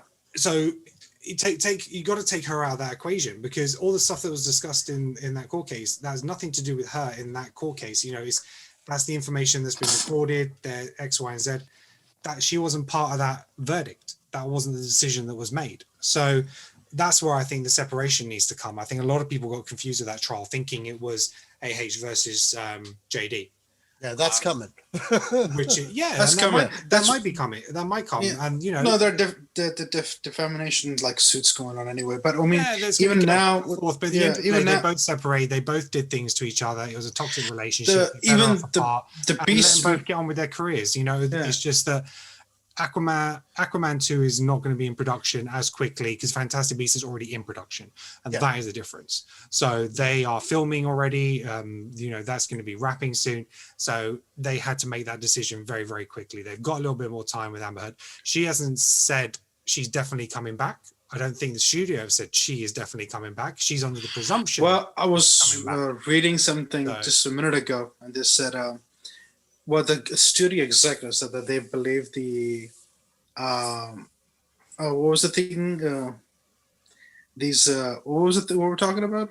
They had something against her? The inflammation case. No. The petitions. The petitions. Yeah. So the petitions, the executive said that they may be inflated. The thing is, at the end of the day, it's not her movie. It's an Aquaman movie. At the end of the day, people will go watch an Aquaman movie. If she's the worry that they all are thinking about, that people may not show up to watch it because she's in it, I doubt that'll be a big trouble. If she's not in it for a lot, people wouldn't care. Half of America usually said people don't care. If Biden won, they're not leaving. No, exactly. So it's just it doesn't matter. It's an Aquaman movie. Yeah. It doesn't matter if she's in it or not. And when it comes to even what it called the JD missing his what it called flick with the pardon the beast and thing, I thought it was also a little unfair simply because again it was about what newspaper can say and what cannot say. But you know, at the end of the day, this is all business positions. They will make them, and it wouldn't make any difference to any of us, really. Yeah. Let them do what they want to do. And I don't want to see a Paris movie. He's already done what, 5 of them? Yeah, actually, it's about time they change it. I'd rather see somebody else do it. Exactly. Yeah. I mean, they don't really need to make another one, but if they are going to make them, refurbish the thing. Different character. Yeah, freshen it up. Yeah, exactly. Totally. Fine with it. It'll be fine, man. And he'll show up in a bunch of other movies. So, like, it will just give it another year. Give me a Nick Cage pirate movie. Yeah, man. Dude, I saw a Mel Gibson new flick making the rounds on the internet that people are already watching. Did you guys heard of this? Something Boss? Oh yeah, we'll talk about that on another podcast. Okay, cool. I'm waiting for a trailer on that. No. There's been sort of trailers, but there's not an official trailer on that. But we'll do a deep dive on another time. But yeah, I have been following this court case, and I'm kind of in the middle on different aspects of this. In terms of Fantastic Beasts, I agree with everything you guys just said. In terms of the Aquaman verdict, I don't believe she should lose a job over something. It's got nothing to do with the movie. I don't have a problem with her as an actress. She served the role well in that first movie. Do I think she deserves? Well, no one should deserve being unemployed. That's my verdict on stuff like that. Mm-hmm. People will be like, oh, but like you're okay with with Fantastic Beasts. I'll tell you why I am. He's better than that franchise. You know, he's better than that franchise. I think that franchise was a waste of his time and talents. Like, yeah, it was cool. It was a money earner, etc. But I believe he's going to be doing his best stuff now in indies and stuff. And, you know, I am choosing a side. I am more on his side, considering the stuff that came out of that case, which is why there's a lot of hate and stuff for her. But at the same time, like Ken said, it was never about her. It was about the newspaper company, you know what I mean? And what they are allowed to do as a company and in which they can do in journalism, you know? And unfortunately, a libel case, you only need 51% of, you know, accuracy in terms of the evidence rather than 100% you know, kind of thing. So that's a lot of leeway to go against him. Is it bad for him? Yeah. Do I feel sorry for him? Yeah, sure.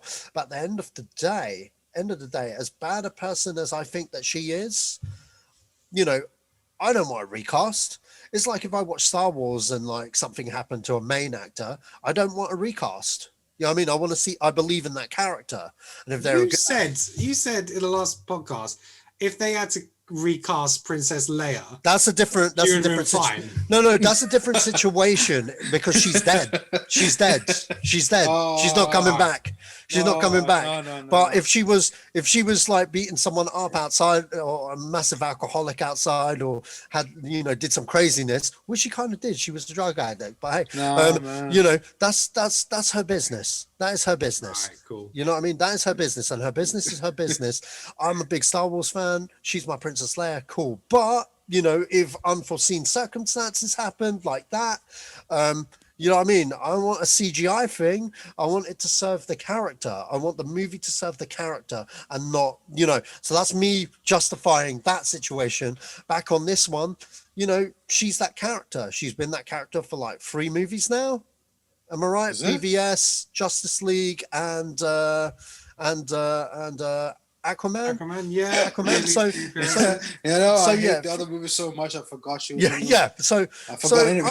You know, I like consistency. I like consistency in my universe. But at the same time, if they did recast her, I wouldn't cry about it because obviously I've picked a side.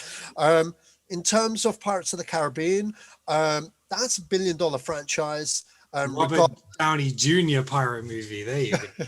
Regardless, but here's the thing: I do enjoy. Well, let's still talk about that. I mean, the Downey Jr. Right? We have. I mean, he's our Iron Man. That guy went to jail so many times during the '90s because of coke. I mean, yeah. So that's the thing. There's a lot of hypocrisy going on. But let's forget about it, man. It's just movies. Yeah, but back to pirates. Like, I like pirates. Okay, I like number 1. I like number 2, and the rest were all kind of questionable. But I do enjoy blend together. Yes, they do. Yeah. I'm not even sure I've seen the last one. But I don't know. But my point is, I do like him in the role. I do love him in the role, and that's the selling point of Pirates. Him in the role, regardless of whether the movies are good or not. He's the guy. He's the poster boy. And the thing is, have they been badly written? Yeah, sure. Of course. I agree with that. Do I believe there's a better Pirates movie to be made? Yeah, I do. I love Pirates. You know what I mean? I want to see a pirate movie. That is the franchise. That is the IP that they're selling at the moment. To do a Pirates movie without Johnny Depp? Oh, I don't know about that. Do you know what I mean? Do I want to see a Margot Robbie Pirates movie? Sure, but put Johnny Depp in it. Make him a minor character because that's where he works best. You know what I mean? Don't have him as the lead. Why did that first movie work so well? Because he wasn't the main guy. It was Orlando Bloom. He was the main protagonist. Jack Sparrow was along for the ride. He was this guy you couldn't really tell whose side he's on.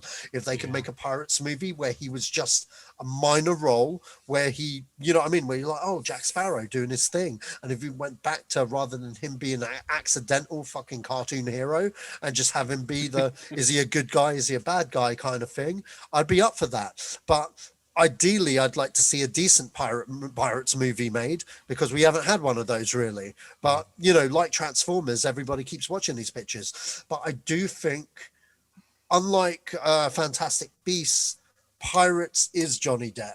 Do you know what I mean? It's you can't separate it, to be honest. Well, and that's the thing. Yeah. That's the thing that happened recently. Like all the MCUs and all the feature films we've been watching, the big franchises. The franchises are the product. The people within them matter less. Not matter at all, but matter less. Yeah. Whereas Pirates of the Caribbean became a franchise due to those actors themselves. Yeah. So they're the old school type where, you know, they will get 20 million because their name was on top of the, you know, title. It was recent because the movie was being sold because of the actors. Now the movies are sold because of the title, not the actors. But this one still does because of the actor. Well, anyway, it does, but you know, when you look at their box office performance, the last one didn't do that Part 5 right? didn't do as well as number 4. Yeah. Number 4, you had Penelope Cruz and Ian McShane and stuff like that. Did it make $1 billion? No. Okay, let me just double check that because I know it made money. 750 million worldwide. Yeah, I mean they made money. His US performance was about 170 million, so it was the worst performing one out of since the first one. Because even the thing didn't make as much. But what my point is, in the last one, they brought back everyone. So they brought back Orlando Bloom, Keira Knightley, this and the other. Yeah. Still didn't make as much as number 5. So I think there is a bit of a tedious to the franchise now. Like I'm kind of done with it. But there is plenty of people out there who is a Pirates movie. I will go see it. And but there's another thing, Kenan. This is simply about generation. The previous film came out 15 years ago? 15 years ago. No, the first Pirates? Yeah. 2013, I think, was it? Sorry, no, 2003. Yeah. Yeah, 2003. 17 years ago. Those people who were watching those things let's say the people who were born that year have turned 17 years this year. A couple of years ago, they wouldn't have seen that film because they did not attach themselves to those actors. They're actors for the older guys, older people. You know what I mean? Yeah, I get that, but the last movie still didn't make as much as the fourth. That's what I'm saying. Because the older troops came in. That's and true. For them, this was Ken's old right. people doing Ken's something right. funny. But at the end of the day, for the budget they made it on, 720 million or whatever it was, is still a huge bank for them. That's a hit under any studio. But what they need is a fresh set of actors that are, the younger audience would looks up. I think for that franchise, it's at a turning point because, I think. I don't know, man. A Johnny Depp Pirates movie doesn't really sell well amongst most people. I do admit that it does, like I said before, like it's a franchise where they need to do something with it. But I don't think not having him be a part of it is the way to go. It's like having Indiana Jones without Harrison Ford, although that's looking more attractive these days than, if you know what I mean. But at the end of the day, you got to think about it. They made, how many, 7 movies and God knows how many billions of dollars on a bloody ride. That's it. Yeah, that's right. I mean, I remember going on that ride when I was a kid. I remember going on that ride in 2003, before the movie came out. Because I was living in New Jersey at that time in 2002. I was there, and I saw that ride. I remember thinking, I've been on this ride when I was 10 years old, or when I was 15 years old as well. And then they made a movie of it, and now God knows how much money. Yeah. Anyway, well, I tell you what, give it to Taika Waititi. Let him direct it. Let him star in it. Let him be Jack Sparrow. Oh hell yeah, he'd be hilarious. It's hilarious. So yeah. Shall we move on to the next one? We have talked about Paris a lot. Yeah. So next up, Scream 5. Yeah, Scream 5 has a title. It's called. I never knew there were 4. I remember there being 3 scripts. Oh, yeah, no, there was 4. Yeah, there was a 4. It's called Scream. Just simply Scream. Creator Kevin Williamson makes the announcement. Now, you know what? He's not writing this one, but I wonder if he has any kind of affiliation to it, because last time I checked, he didn't. But, that's interesting. But Scream 5, anyone excited? Do we need another Scream movie? Yeah, I quite liked 4. I'm game for another Scream movie, definitely. Yeah. There's a quote I wanted to kind of read. Basically, the producer William Sherrack explained how the new movie is connecting to the previous ones, and but they want to make it obviously accessible to new people. So I think as one of the reasons why they don't want to brand it as a Scream 5, I would have gone for something maybe Scream some things to add to it, because to call them 5th movie the same as the first is a bit strange. Yeah. But it says our goal is that if you're the younger zone and getting into horror and you haven't seen the original Screams, this should deliver what that did.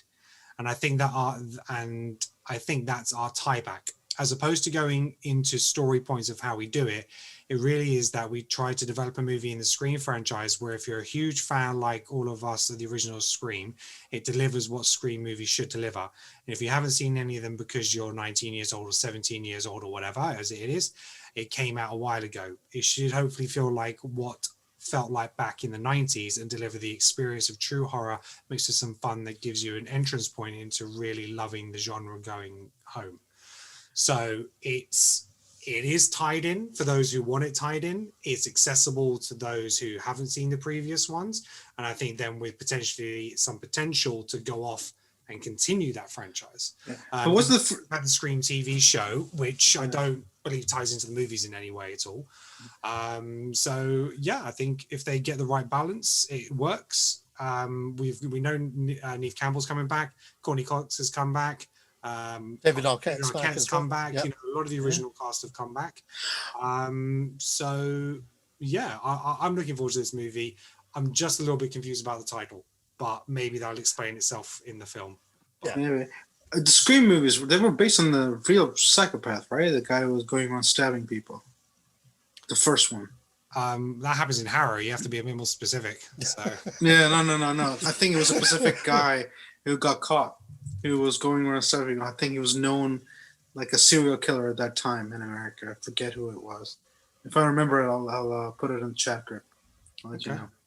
Yeah, because I remember that all the fanatics about the murder mystery fanatics, and the guys who watch a lot of true crime, they were talking about so, it. yeah, inspired by the real life case of the Gainesville Ripper.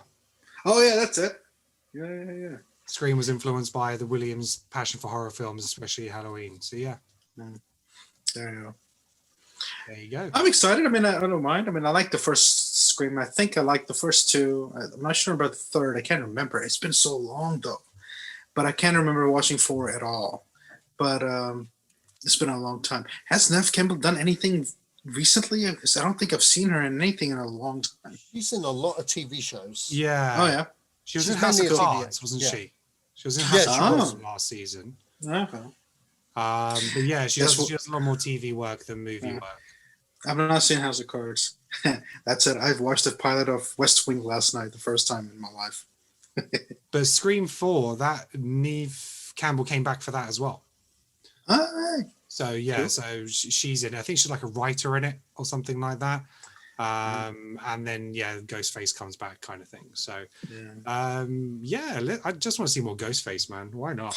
You know, I had that mask. I scared a lot of people with that mask. I used to sit in the back of the car with that mask on and just look out the window while we're driving on We the did highway. it in the cinema, man. We did it in the cinema. So opening nights, I think, of probably 2 and 3 when we were working there. We did different sketches and different screens when the performance is on. So there was one where I sat in the front row wearing the costume, mask and the full cloak and everything. And then I kept turning around to the audience, like shushing him with the mask on. And then the ushers came in to ask me for my ticket, and I didn't have it. And I stabbed like 3 ushers, and they all died, you know. And then there was another one where we hid under the curtains at the front of the screen. And then just before the credits rolled up, we jumped down, run down the aisles, and it screamed at everybody. We stood as statues outside the screens when people were coming, so like just kind of posing, and then as they were past, kind of just jumping them. Yeah, I had a lot of fun with those opening weekends, man. They're good ones, son. Oh man. What's So next? next up, the reboot we've always wanted, Short Circuit. Johnny Five is alive. Do we want this? What's your thoughts on a Short Circuit reboot? I would like a modern day continuation, man. But like, okay, reboot. I can see the attractiveness for one. Wow, dude, The way when did the AI last- is now compared to how it was in the 80s. So we'll have to see. But I don't know about this. There's some things like I said, there's some things I think should have stayed in the 80s. But anyway, what do you guys think? But that's the thing, and most people want to know what Short Circuit is. I mean, I remember watching it. There were 2. How many were there? 2. Definitely 2, right? Yeah. I mean, I used to love them, but they need to be redone essentially because those. I mean, the goofiness and those weird robots.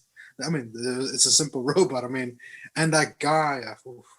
I mean, all of them. They were just exceptionally weird characters in all of them, and it was very family friendly. I haven't seen that sort of a flick at all in the last 10 years. Because they're not just PG, they're like universal. You know what I mean? Yeah. I mean, there's nothing in them to offend anything and anybody. I mean, as far as I remember, I can't remember it's been a long time. Well, except a non-white guy playing an Indian guy with an bad accent. Oh yeah. That's all. Yeah, that was common at that time. I mean, I was just talking about Peter Sellers playing the Indian guy. Like brown facing. Oh, I know. In terms of the actual story, I think it is something that definitely can be rebooted. I'm not precious enough to say, oh, they can't touch this. This is a classic. I really enjoyed the movies growing up as a kid. They were like the first one was like one of my favorites. There's some real heartfelt movements in some of those when he got beaten up and then he put himself together and he came back as version and stuff like that. They were fun movies, and I think it was like Steve Guttenberg in the first one as well. I've got no problem with them doing a reimagining of this. I think the challenge is going to be one, it's going to be easier to do because they could just do it as a CG, but with the practical stuff that they have available, with the stuff that you can see on Star Wars, like BB-8, this, that, and the other, they could easily do a practical. It's what kind of robot design are they going to go for? Are they going to go something similar or trying to be modern day? Is it going to be like AI based? So, it's trying to find itself and become like the AI. And that's still relevant today. That's like Skynet stuff all over again. But did we not just get Chappie? Yeah, it's very similar to Chappie. Yeah, but Chappie was a bit rated R, wasn't it? There's a lot of stabbing. Yeah, but no, I think this is an easy win for the studios. So why not?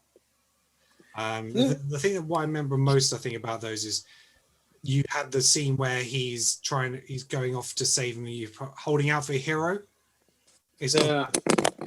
And that was like one of the movies that really used that in the right circumstances, and then a lot of movies since they've reused that music over to do like big scenes. They did like with Avengers and Endgame and all that kind of stuff. But yeah, that's the scene that I remember most. Him speeding along to like holding out for a hero. So yeah, it was a good film, man. I think I watched it. I may have watched that film maybe about 100 or 200 times because I think I was like 10 when I watched it. Yeah, exactly. I watched it on repeat when I was younger. I loved it. Oh yeah, there were 2 films or 3. No, there were 4. I think I've seen the second one the most. So did I. Yeah, because I think that was shown on TV more than the first one. Yeah. But I think it was Never Ending Story, Short Circuit 2. For my sister was Return of the Jedi. For me was the first Star Wars.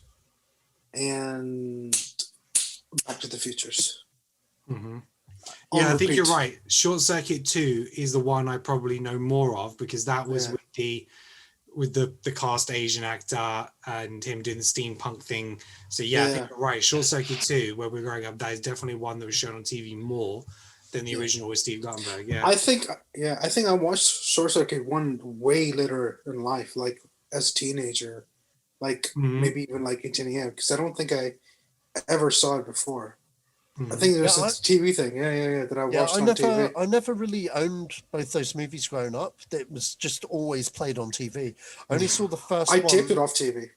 Yeah. So, okay. So next up, Black Panther 2 gets a start date of July. What's the idea behind Black Panther? Huh?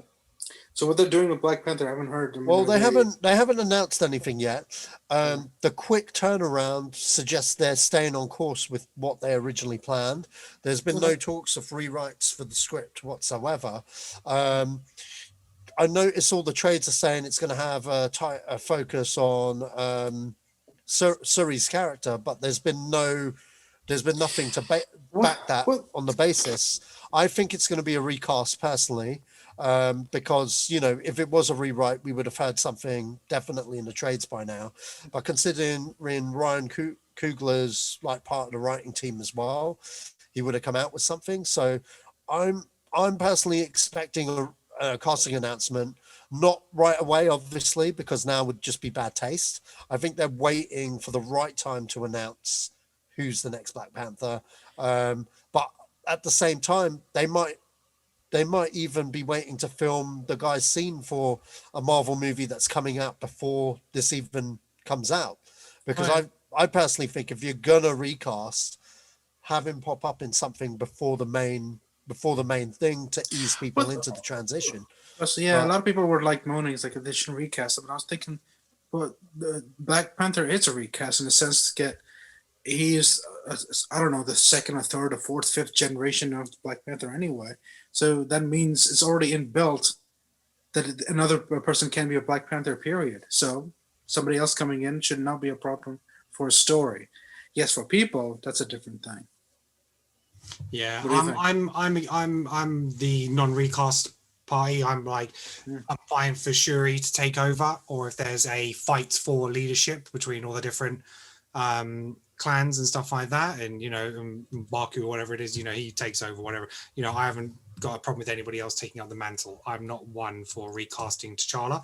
I'd rather that character's laid to rest in the MCU. I know. Yeah. That's what I meant. I know he had a huge long history in the comics, and I totally respect that. But that's not what I want to see, and that's just a personal preference. Personally, the fact that they are moving ahead, I can see where you're coming from. It means they're potentially recasting. I wouldn't be surprised if they have had writers in a room rejigging this around to make it fit.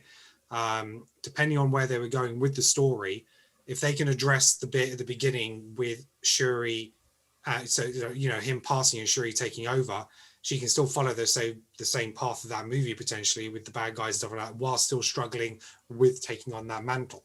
So it takes a while to rewrite the script. It's like 6-7 months before they start filming. There's plenty of time before then to start making announcements.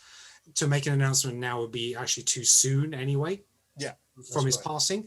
But look, the train's got to keep going, man, and they got these movies and deadlines to hit and stuff like that. So yes, for me, it's still up in the air. I don't think it leads one way or the other. It could go both ways. Well, actually, that's what I meant. I don't mean by recasting is than recasting the same character. I thought what I was trying to say was simply that because T'Challa was not the first Black Panther, was I think second or third generation anyway. Yeah. So another Black Panther can easily come in and return the old one because it's already built in the mythology of that thing. That's what I meant. Anyway, yeah. Well, I'm not going to go too deeply on whether he should be or not. I think I made my point clear in the last podcast. Touching down, I think I'm up for a recast because of the circumstances. Sure, but not straight. Don't give us, like I said before, don't give us Black Panther 2 and have that be the unveiling. Maybe put him in a up and coming movie beforehand, ease us into that transition. I think it still will be T'Challa. Unless they actually make an announcement and say that it isn't, you know what I mean, and that Shuri's taking on the mantle. Until that happens, we'll have to see. It's anyone's guess. But I am actually shocked that they're still going into production so soon, because that is what makes me think that they are recasting. Because, if you're going to rewrite the script, to fit that character, even there's a lot of pre-production that goes into that. There's a lot of heavy effects work that has to go into that in terms of digital doubles and stuff like that, which they'd have to remodel and stuff in terms of the pre-production before you go into the main production of the movie before filming. And, all of that stuff takes time. 7 months. Could they do it? Yeah, they could. But that would be, again, on the kind of movie that it is, that's rushing it. You know what I mean? Marvel aren't known for rushing stuff, so that's why I'm coming from maybe they are charting the course. So we'll have to see. We'll have to see. But yeah, that's just my two bits on that. Moving forward, Lethal Weapon 5 is an official go. So Mel Gibson was on a TV talk show. He's confirmed that Lethal Finale is the title.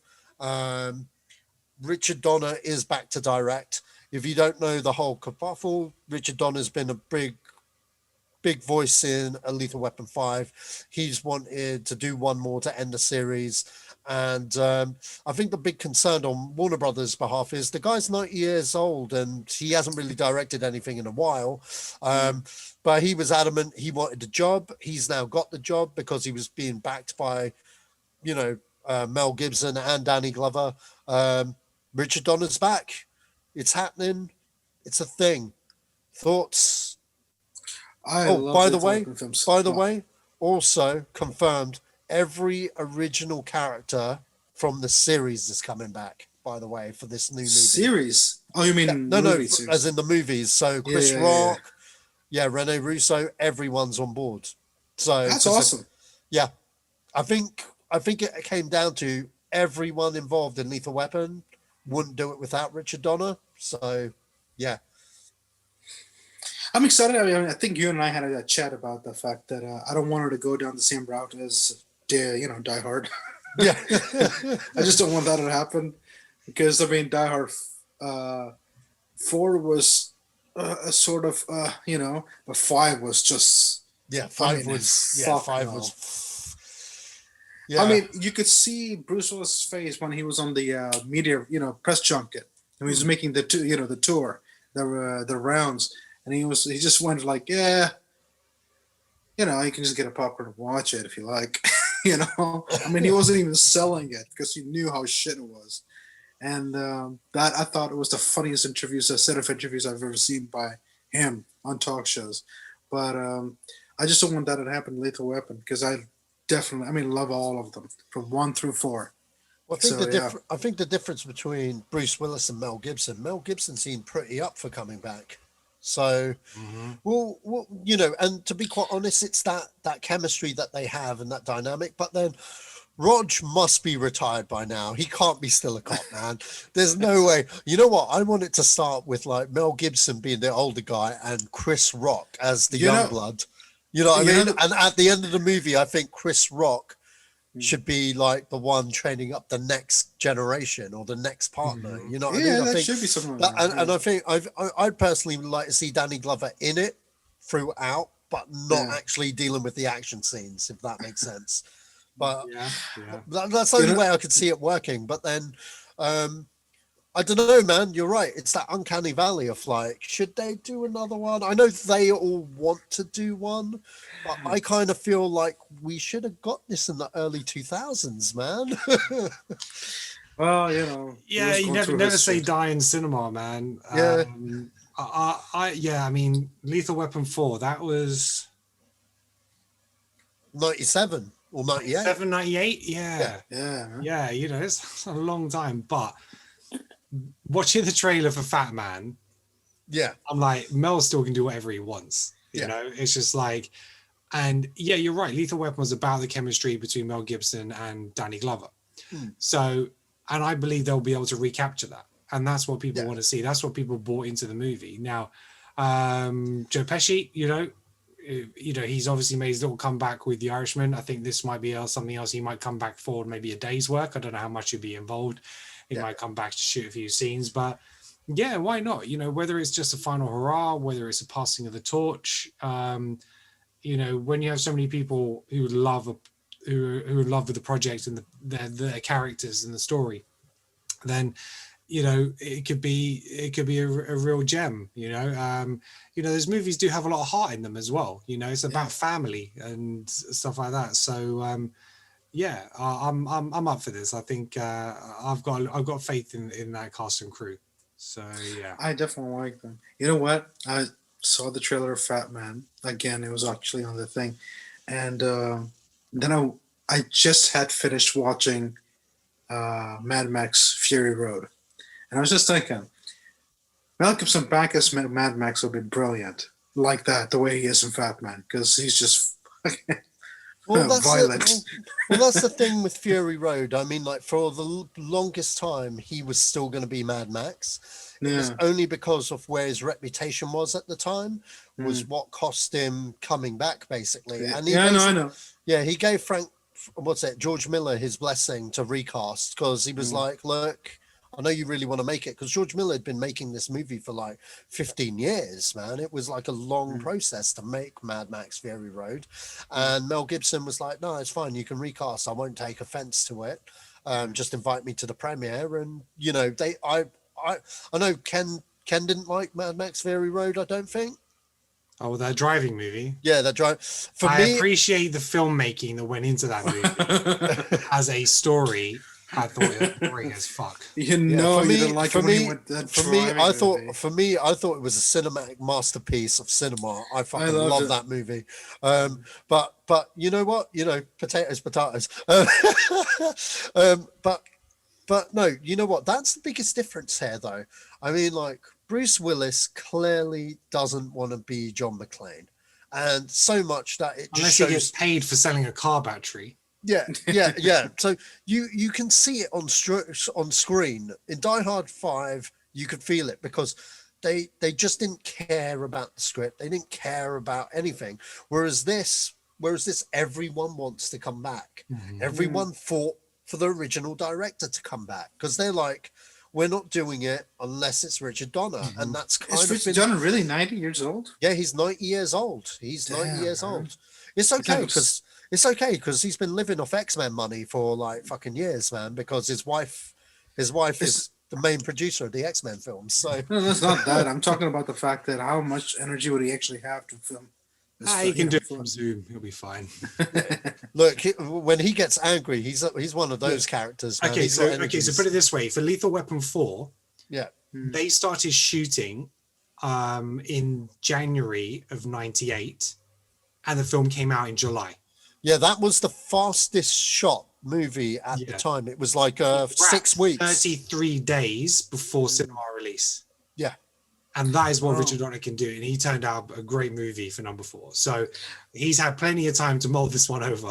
And he definitely likes Mel Gibson because he's been in so many movies. Well, this is the thing. The script was locked years ago, literally years ago.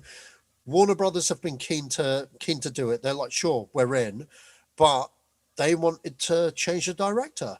You know what I mean? Because Richard Donner has a history with Warner Brothers, like a long history with Warner Brothers, Goonies, Superman, everything. But he's also a director that has rubbed certain powers the wrong way. Do you know what I mean? But when you have a cast that fine, you want your Lethal Weapon movie, we won't do it without the guy. You know what I mean? That speaks a lot to me, to be quite honest. And unlike Die Hard, it's really coming from a place of, we have something and we want to make it. You know what I mean? Whereas Die Hard was literally a 20th Century Fox cash cow. I personally would like to see another Die Hard, but so long as the script is done justice by a filmmaker that really wants to make it, which hasn't been the case with number 5. But, the chances of getting that is so slim. You know what I mean? That it's like, why bother? He went from the guy in the wrong place at the wrong time to fucking superhero. Yeah, that's right. That's right. Like the character out of what it was, and that's what destroyed the franchise. Yeah, exactly. And I totally agree with you 100%. Because 5, well, you mean to say John McClane dies of fucking what's it, cancer? He went to Chernobyl. Motherfucker went to Chernobyl without a fucking suit. Yeah. Hazmat suit, that's the word. Anyway, moving on. Okay. So Peter Stormare, who starred as Lucifer in Constantine, has confirmed that number 2 is actually happening on his Twitter by posting up an old image of himself in the role. This is echoed by Keanu Reeves saying that, and the director of the original film saying there are talks and stuff, and it's something that they've always wanted to do, but for whatever reason couldn't. Looks like the ball's rolling on this. I enjoyed the movie. I enjoyed the first movie. I'm not okay, but saying that, Hellblazer's the comics. I have read that, and I personally think we haven't had a perfect iteration of that. The closest being the TV show of the TV show version of Constantine. What's his name? Matt Reeves or Matt? The guy that plays him in the TV version. He's the guy. He's the guy for me. He plays him exactly how I imagine Constantine to be. Unfortunately, they set the setting in America and not the UK because Matt Ryan. There we go. Yeah, Matt Ryan. I thought he did a good job. He's not an A-list name, but you know, for a Constantine movie, I would have liked to have there be another reboot, but set in London. You know, for me, that's me as a comic book fanboy. But at the same time, despite them not following the comic and how anal I could be sometimes on these properties, I actually enjoyed the Keanu Reeves one. I thought it was really well done. I had some fun with it, and you know, Keanu Reeves is probably the most likable celebrity on planet Earth. Fuck it, I'm down for a number 2.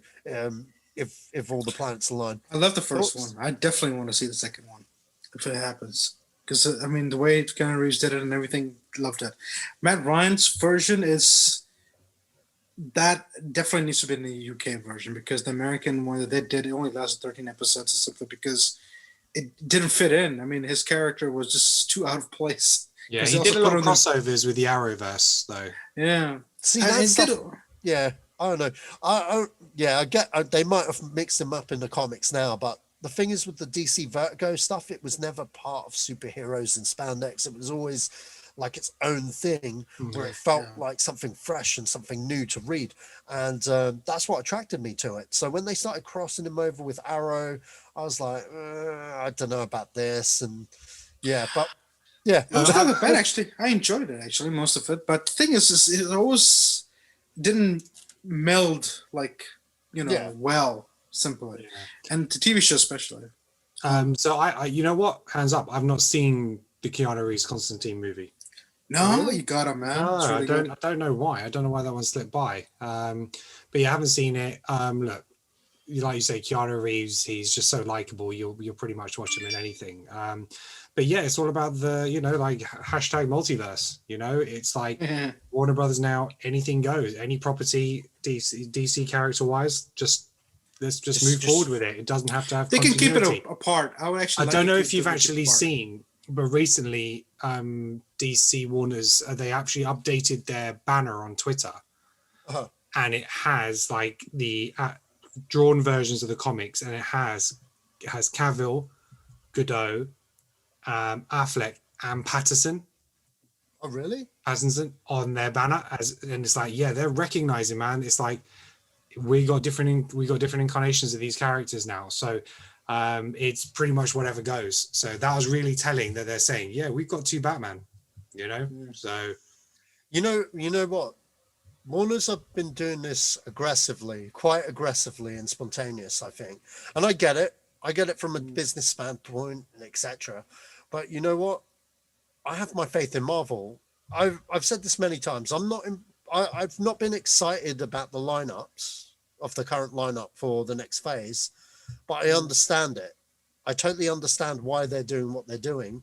And at the same time, every time I have the lowest expectation going into an MCU film, that's when I know I'm going to get the best shit. So, do you know what I mean? Like, I may not be like super excited for like Doctor Strange. Like, I don't like Doctor Strange as a character, but I'm intrigued to see what they do with the multiverse of madness. And I think WandaVision's definitely going to be something that's just going to blow the doors off the walls, man. So I think it's only like 6 episodes, maybe. It's not going to be a long series.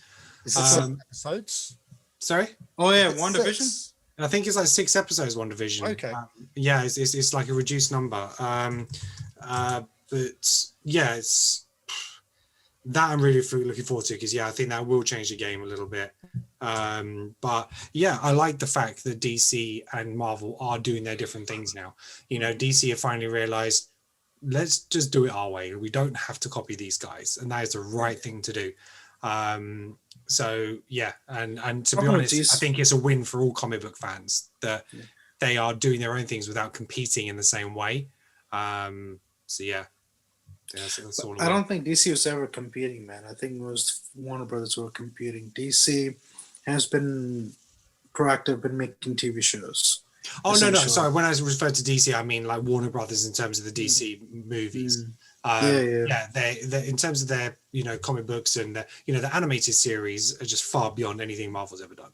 Animated series are brilliant, actually. Yeah, so hands down, they are class. And again, but even with the animated series, even though you have those that continue, they have their own ones as well. They have their spin-offs, they have their own little movies, whether it's a Batman one, a Suicide Squad one, Harley Quinn, they'll do their own stuff. Superman that is ones, the right way to do it for DC, because you can just get more content out there, more variety.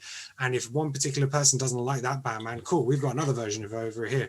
You don't like that Joker, we've got another version over here. Marvel used to take it or leave it. This is your one character. If you're not on board with the casting or you don't like where they're going with it, that's it. So I think it's a really smart move that they're doing things differently. Have you guys seen Doom's Patrol and Titans? I've watched the first season of Titans, which I enjoyed. I haven't seen the second season yet. Doom Patrol I haven't, because I think it's an extra subscription service over here and I haven't obtained it otherwise. So, but yeah, that's Doom Patrol. I've heard good things about it and I do want to see that. Doom's first season was good. Second season, I sort of... it was dragging. It was kind of boring. Titan's second season was a lot better than the first one. Actually, not a lot better. It was as good as first one. Okay, cool. Yeah, it's on Netflix, by the way. If they does. Yeah, that's right. Okay, All right. That's the end of our show. Ken, where can we find you? You can find me on Twitter at Kenan Talks Film, and you can find the Creative Control podcast pretty much everywhere that you can obtain podcasts. So you can get it on Apple, Google, Amazon, Spotify, iHeartRadio, Stitcher, pretty everywhere. If you want to see the video versions of our ugly mugs, you can find us on YouTube. So just search Creative Control Movie Podcast. Salmon? Well, you can find me here at Zedos Gang and at Creative Control Podcast. If you want to tweet me, I'm on at @cell_F1. And you can find me on Sashman3 on Twitter. And tune in again next week for your favorite podcast. Obviously, my one, which is Zedos Gang. And we're out. Go on, do it. Come on. I am the man that killed Jamie Lannister.